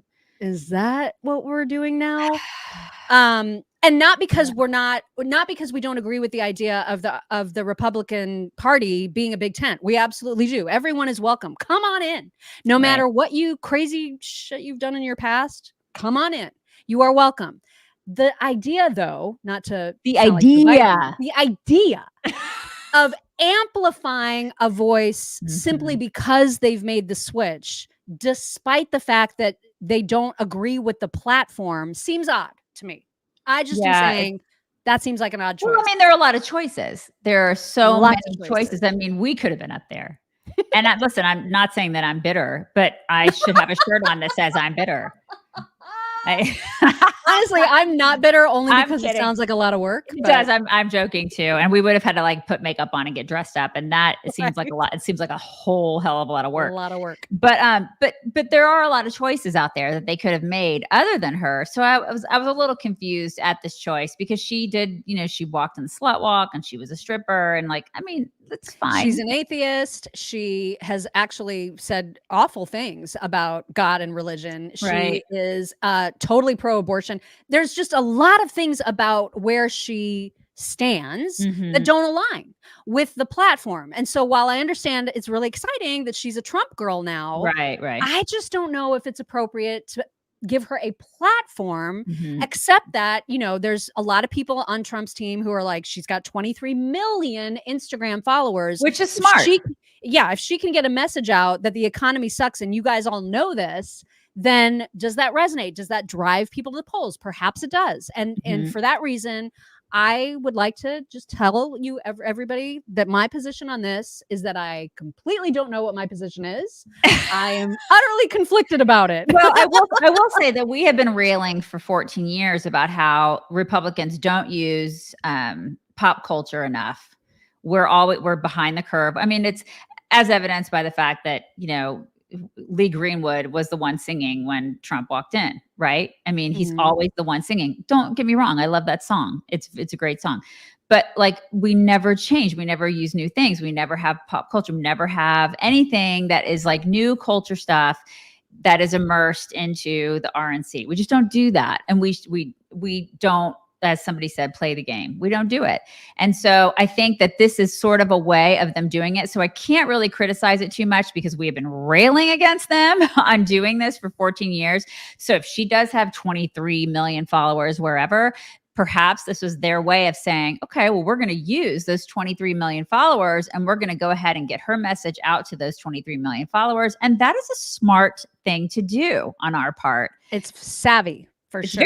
It's very savvy. And I actually thought her speech was good. I thought it was. Yeah, we're going to play it. And so for sure. So like all the people that are losing their minds right now going, don't judge. Don't you think people can change? This isn't about her, you guys. It's not about her. You're messing this up. This is not us judging her. It's us telling facts about her positions and asking the question, do those align with the GOP? That's all. So don't take this as judgment because we both thought her speech was great. Her speech was and great. That is why we're feeling a little bit conflicted. And so we'll go over all the reaction to it. But first of all, and I've cut out applause, just the filler applause, just for the sake of time. So you'll hear pretty much all of her speech right here. My entire family is racially diverse. And I believe the left-wing propaganda that Donald Trump was a racist. My father said, "No, he's not, Amber. What are you talking about?" And when I insisted, he said, "Prove it." So to prove my father wrong, I did my research and looked into all things Donald Trump. People have to do their research. I watched all the rallies, and I started meeting so many of you, his red hat wearing supporters.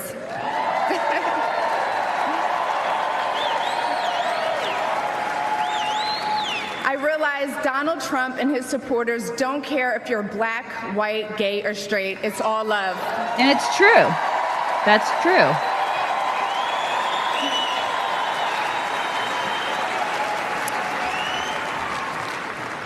And that's when it hit me. These are my people. This is where I belong. I never felt more free and more love for my country than I do now. I want to thank my father, who's in the audience tonight, for opening my eyes. He served over 20 years in the U.S. military. Thank you for your service, Dad.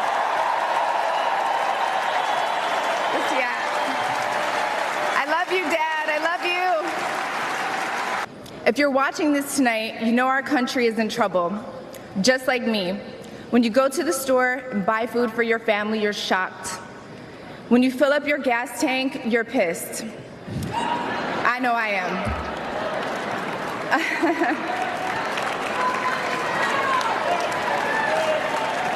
And when you turn on the news, you are just exhausted. Inflation is out of control. And you know in your heart it was not like this under Donald Trump. My message to you tonight comes from a humble place. The left told me to hate Trump, and even worse, to hate the other side, the people who support him. When you cut through the lies, you realize the truth. American families were better when Donald Trump was president. We were safer, wealthier, and stronger. A vote for Donald Trump is a vote to put money back in our pockets and good food on our kids' plates. Yes. Or, as Trump would say, it's a vote to make America great again. Thank you so much. Thank you. I thought it was great. I mean, I think it's great. Nothing to slam about that at all. And I love how the theme was, I was told what to do. I did my research and I did what they told me. I did the opposite of what they told me to do, which is, I mean, we kind of do that. You know what I mean? We do, because we're women.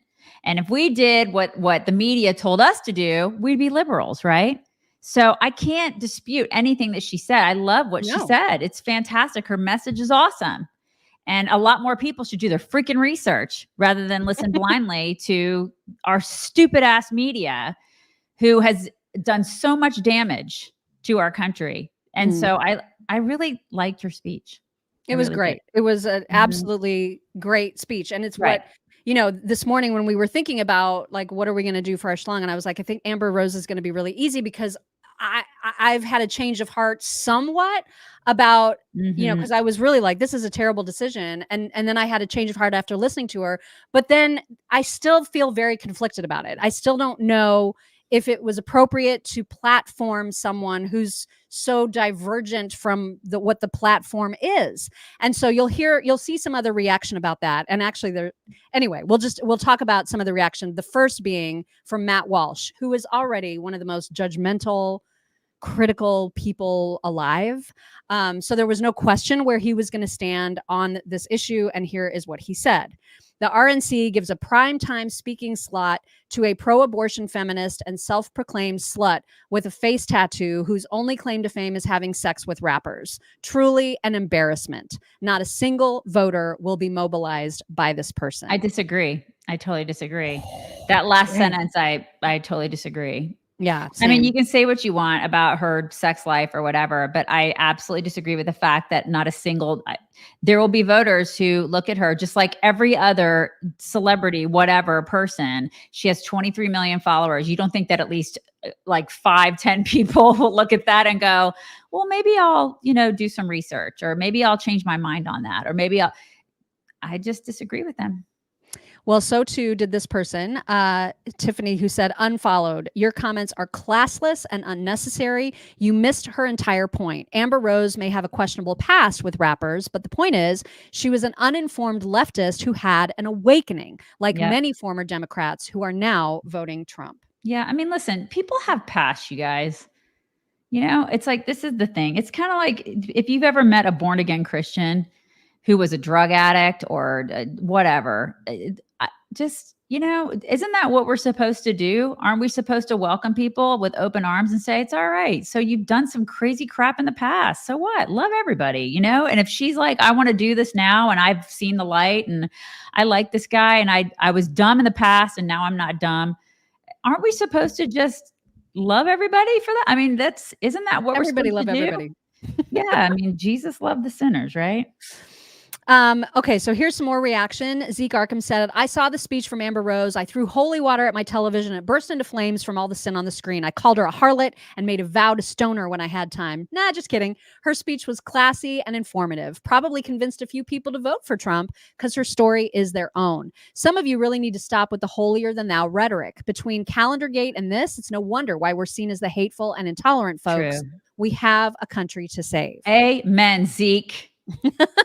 That's right.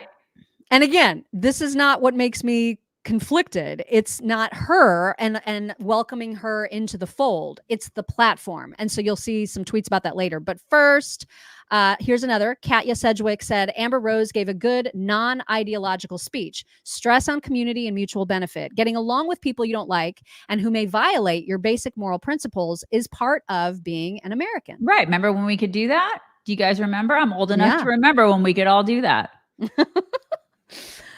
Christian Watson, the RNC should continue embracing people like Amber Rose. You cannot preach conservatism to an audience that already agrees with you. Amen. You cannot model virtue before a crowd of saints. And most importantly, you cannot judge someone for being a human when you are no better. Very true. And that's why I love our community. Mm-hmm. Our community is like that. Yeah. You know? Let me see. Oh, okay. So then we're going to get into some crazy. So Joy Reid, she went on a tear about Amber Rose's skin color because this is Joy Reid that we're talking about. And that's all she thinks about. So I don't know a lot about Amber Rose, except that she was a stripper. She slept with a bunch of rap stars, whatever. She dated Kanye. I don't know much about her whole thought process, but apparently she has, said rightly, as she's a mixed race person. I believe she's got a black parent and a white parent. I don't know which is which. But in any case, she doesn't tolerate being called white or black. She is a biracial person. Yeah. And so it has made a lot of black people mad that she won't refer to herself as black. But she has said, I'm light-skinned enough that I don't feel like I have experienced life as a black woman. And I don't think there's anything wrong with her saying Nothing wrong with that. But Joy Reid is pissed, as she always is. And here's what she said. After Christian. And right here. So it's ironic that they were able to recruit this young woman who, she's a racially ambiguous. I don't want to say she's black because she has said she's not. So I don't want to say this black woman, this woman who is of whatever race that she has claimed. She said she's not black. But they brought somebody whose whole career is based in black culture. She used to be on a show on BET. That's the reason most people know who she is. She dated one of the most prominent African-American rappers in the business in the history of hip-hop. So her whole culture came from black culture, even though she says she's not a black person herself. And the fact that she is now the person they're using to try to recruit young people of color and to say that this is the person who is the endorser of Donald Trump who you should trust, when she won't even claim the culture that brought her to the table, I'm dubious that this will work. I don't know anyone who takes their political cues from Amber Rose, but just in case you do, you might want to duplicate doing your own research because she might not have done it thoroughly. Wait a second. Now do Obama. Right? Now do Obama, Joy. She's fine with that because he claims his blackness. Oh, okay. But his white mother is the one that raised him and he shunned that. So just let's do him. Can we dissect that? Because you didn't say that about him. I mean, his dad left, the black dad left, white mom raised him, and then he shuns the white culture.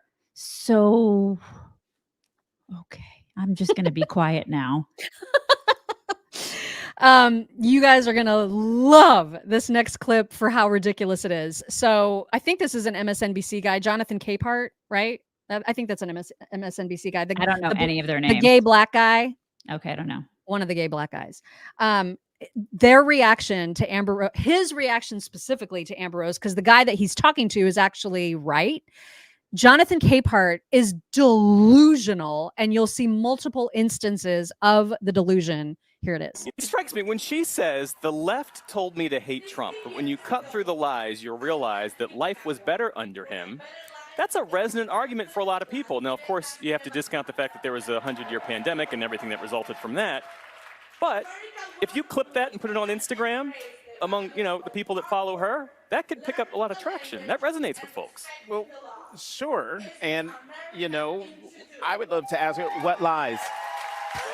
Like, it's one thing you can say when I cut through the lies. What lies are those? And then please tell me, how do you counter those lies you're talking about with the actual data that's there? We can talk about the emotions because economics are emotional. And if people don't feel it, I get it. In fairness, the left has vilified Donald Trump. I'm sorry, define vilified. Oh my God. You can argue the merits. Dude. But in fairness, the left has vilified Donald Trump. Threat to democracy. That he's a. Is that a vilification that or he's Hitler? Is that a vilification? And I don't mean to argue with you, Jeff, but I disagree with this notion that the left has vilified Donald Trump. The left has pointed out multiple things he has done as president, has said as president, as a candidate for the presidency again, that deserve to be pointed out, deserve to be criticized. That's not vilification. That's acknowledging Delusional. what is there for everyone to see. Now, if someone had called him, all sorts Hitler? of names, in addition to that, then the name calling, I would say, is vilification. Evil? But the Hitler? substance of what people are talking about, you can't call that vilification when you're hammering the guy on his on what he proposes for the country and to do to the country. I think Whoopi called him crap. Remember? Poop. Remember? Hitler, evil. Wow. Yeah. I mean, I existential threat to democracy, like over and over and over again. Racist. Yeah. I mean, they've said literally everything. That I mean, there was say. literally like a theatrical representation of somebody shooting him in the head years ago. Remember that? Do you guys remember that? That was okay, right? I mean, it was totally fine. I mean, Johnny Depp said, remember we could is it bad to assassinate the president? Remember when he was president? Like, I mean, there's video of this, you guys. Does he not? And then you cannot talk about how the economy is just emotional. No, the economy, there is data to support that the economy is worse now, dude. Like, this guy works for WAPO. And MSNBC. I feel like he's got his own show because I know I've seen him hosting. So maybe he's either a fill-in guy and he doesn't have his. Obviously, I don't watch MSNBC regularly, so I don't know their whole lineup. That whole everything about what he just said made everybody dumber. We're all dumber. I'm sorry, you guys. Now let's get back to some critiques, like legitimate critiques of Amber's invite to be there, because again, no critique of her actual speech, none whatsoever. But the RNC's choice to platform her speech, there is criticism. So this person said, you didn't change Amber Rose's values. She changed yours. She's a self-professing atheist who loud Satanism because it defends abortion. That's what she said in an interview. If this is the new diverse GOP, I don't want anything to do with it. And if you don't want to lose the backbone of the GOP voter base, evangelicals, there better be serious reevaluation by the RNC, because that's where we're heading, a big party split. And there's some truth to that, because we're already seeing, based on the platform itself, folks like Todd Starnes furious about the platform, like not being strict enough about abortion, not being strict enough about gay marriage, all those things. I mean, there is a huge section of the GOP that cares about what the original values of the GOP were. Yeah, I hear you. I mean, This is where I get conflicted, I know. Yeah, there's some conflict there. I get it. I totally get it. But I also think that it's, we do still need to get out there and do outreach with, do the pop culture. We don't do it enough. We just don't. And so who knows, there may be people that come into the fold and they start learning about one thing, then they learn about other things, and they change their minds on a lot of these things, which, I mean, we've seen it happen, Mock. Yeah, that's true. That is true. Then there was this fellow who said, I haven't watched the video to see if she's changed her positions, but the people you platform matter. Last cycle, they were saying porn stars were welcome too. Similar values should be welcome, but not everyone should be pushed to the front. That's a very interesting. Yes. Right. Which is what we talked about before the speech ever happened. We were like, it's welcome aboard, Amber. Glad to have you. But should she be on the stage as You know what I mean? That's the question. And that's what we initially said. It's like, I don't know, like, should we be amplifying these people? Right, exactly. Right. Mm-hmm. And then the last one, I think, this was an accusation of grifting. So here's an Amber Rose timeline. She endorsed Trump in May, praised Satanism in March, launched her own crypto token called MOVA in late June, and then heavily promoted it in association with her endorsement of Trump ahead of her debut as a speaker tonight. Yeah. So then I was like, whoa. So what is this? Is she being honest? Is this a grift? Is she doing, what is this? Where is her actual heart? I don't know, because I don't know enough about her. Yeah, I don't either. So it's like, again, you just have to kind of look at everything and just kind of see. But yeah. But listen, it's kind of like, I don't want to make this I don't know the analogy that I'm going to make. It's if you can bring her into the fold. Okay. And then she can bring others. And she can bring others into the fold. It's like spreading good news, right? It's kind of like being a good Christian and bringing other people under the umbrella of Christianity. And, just by living your life, or, you bring somebody into your church or somebody like that, and they bring somebody. I just feel like it's always a good thing if you can attract more people to the RNC, to just conservatism in general. And they're like, what's this about? Let me just come read more about it. And I'm going to do my own research, and I'm going to see what and I may change my mind about abortion. There may be 10 people that do that. And I feel like that's a good thing, right? I don't know. I feel like that's a good thing. Yeah, let's end that. Let's end the schlong on that positive. I feel like that it always is a good thing, right? Mm-hmm. Yeah. Anyway, so that you've heard all the sides. You guys make your own decisions. I'm going to stay conflicted because that's how I feel, because I just don't know her. And so really loved her speech, remain conflicted on whether it should have happened to begin with. But you guys do you. I know yesterday we disappointed some folks that we did not have a double D and we did not have our normal talks. Right. And we're also not going to do that today. But we know that was disappointing. So we're going to do like a miniature version of both those things, sort of a DD kind of story, and then one cute animal video we're to just like so close over. us out. Yeah, we're literally over the 2-hour mark, you guys. Sorry. This is our longest show ever. Uh-huh. And so first, our team sent us this, and it was just, it was unbelievable. There is a singer. I don't even know what genre. Her name is Ingrid Andress. And allegedly, she is a 4-time Grammy nominee. Why?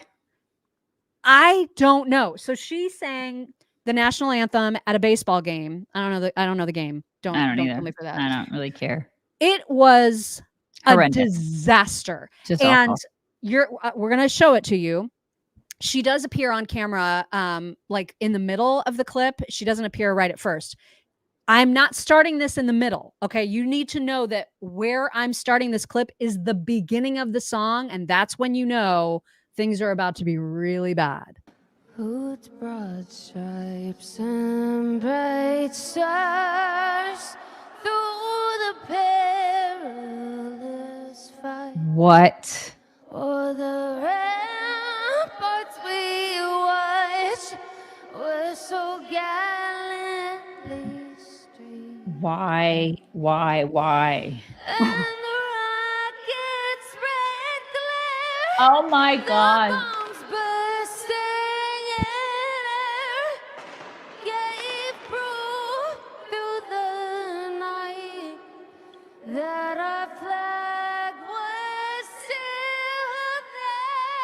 Don't do it. Just don't. Just stop.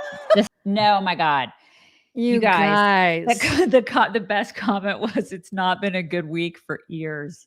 That was my favorite. I can't. It's been a tough week for ears. You guys, why? I mean, surely she practiced this, right?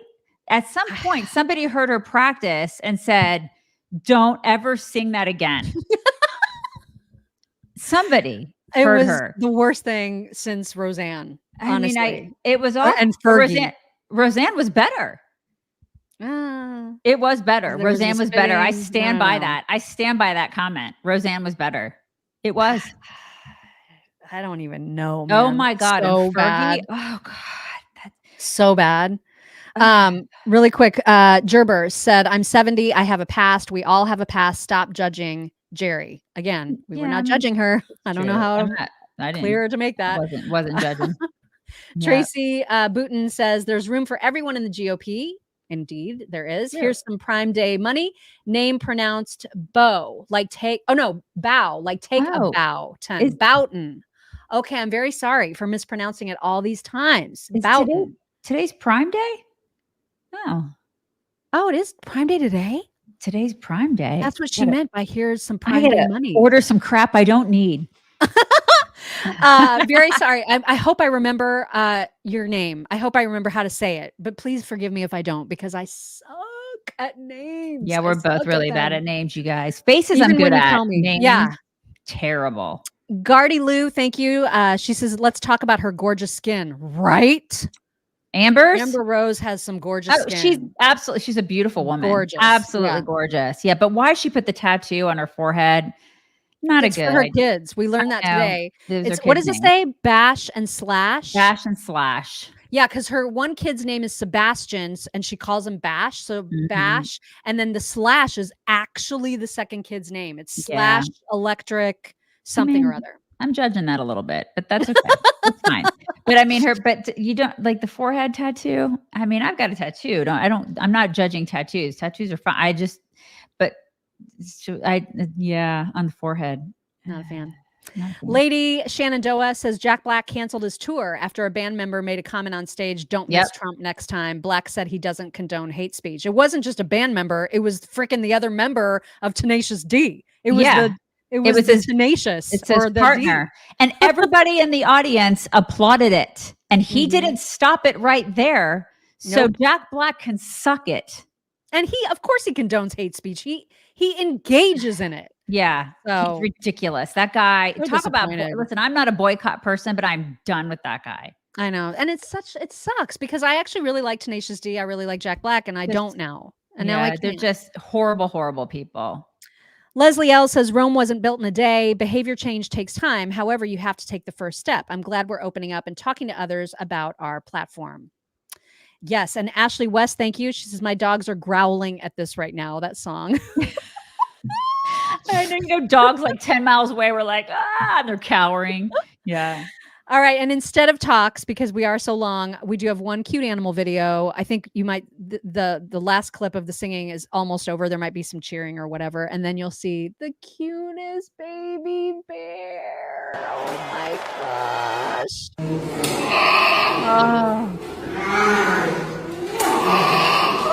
Oh my gosh. Oh my, I could do that all day long. All day long. Every day. Oh my God. That is the sweetest mom. Oh my God. How do I become that person that gets to do that? Where can I do that? I don't know. I honestly don't. My daughter did find though, because she's obsessed with capybaras.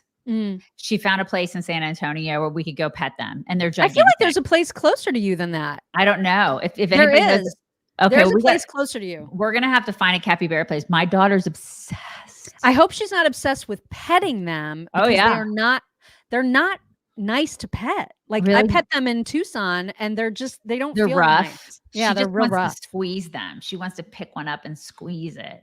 I mean, they're big too. I mean, and she told me find a baby one. She told me that she thinks that they're stinky. Because I was like, well, maybe we should. Because I said, listen, if I mention them, there are obviously people are going to be like, Daisy, you need to get a capybara. But she says, Mom, I think they're stinky.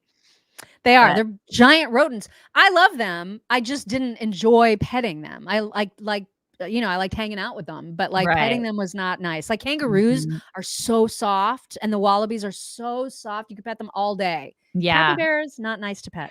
Well, I'm still going to want to pet them with her because, you should. And I know you can get them closer than San Antonio. Okay, we'll check that out and see if we can find some. So, yeah. You guys bring it in. Bring it in. It is a 2-hour and 12-minute show. I can't believe this is totally a record. You guys are here. Crazy. We set the record. Everybody have the best Tuesday of your lives ever. And we will talk to you tomorrow. Bye, everybody.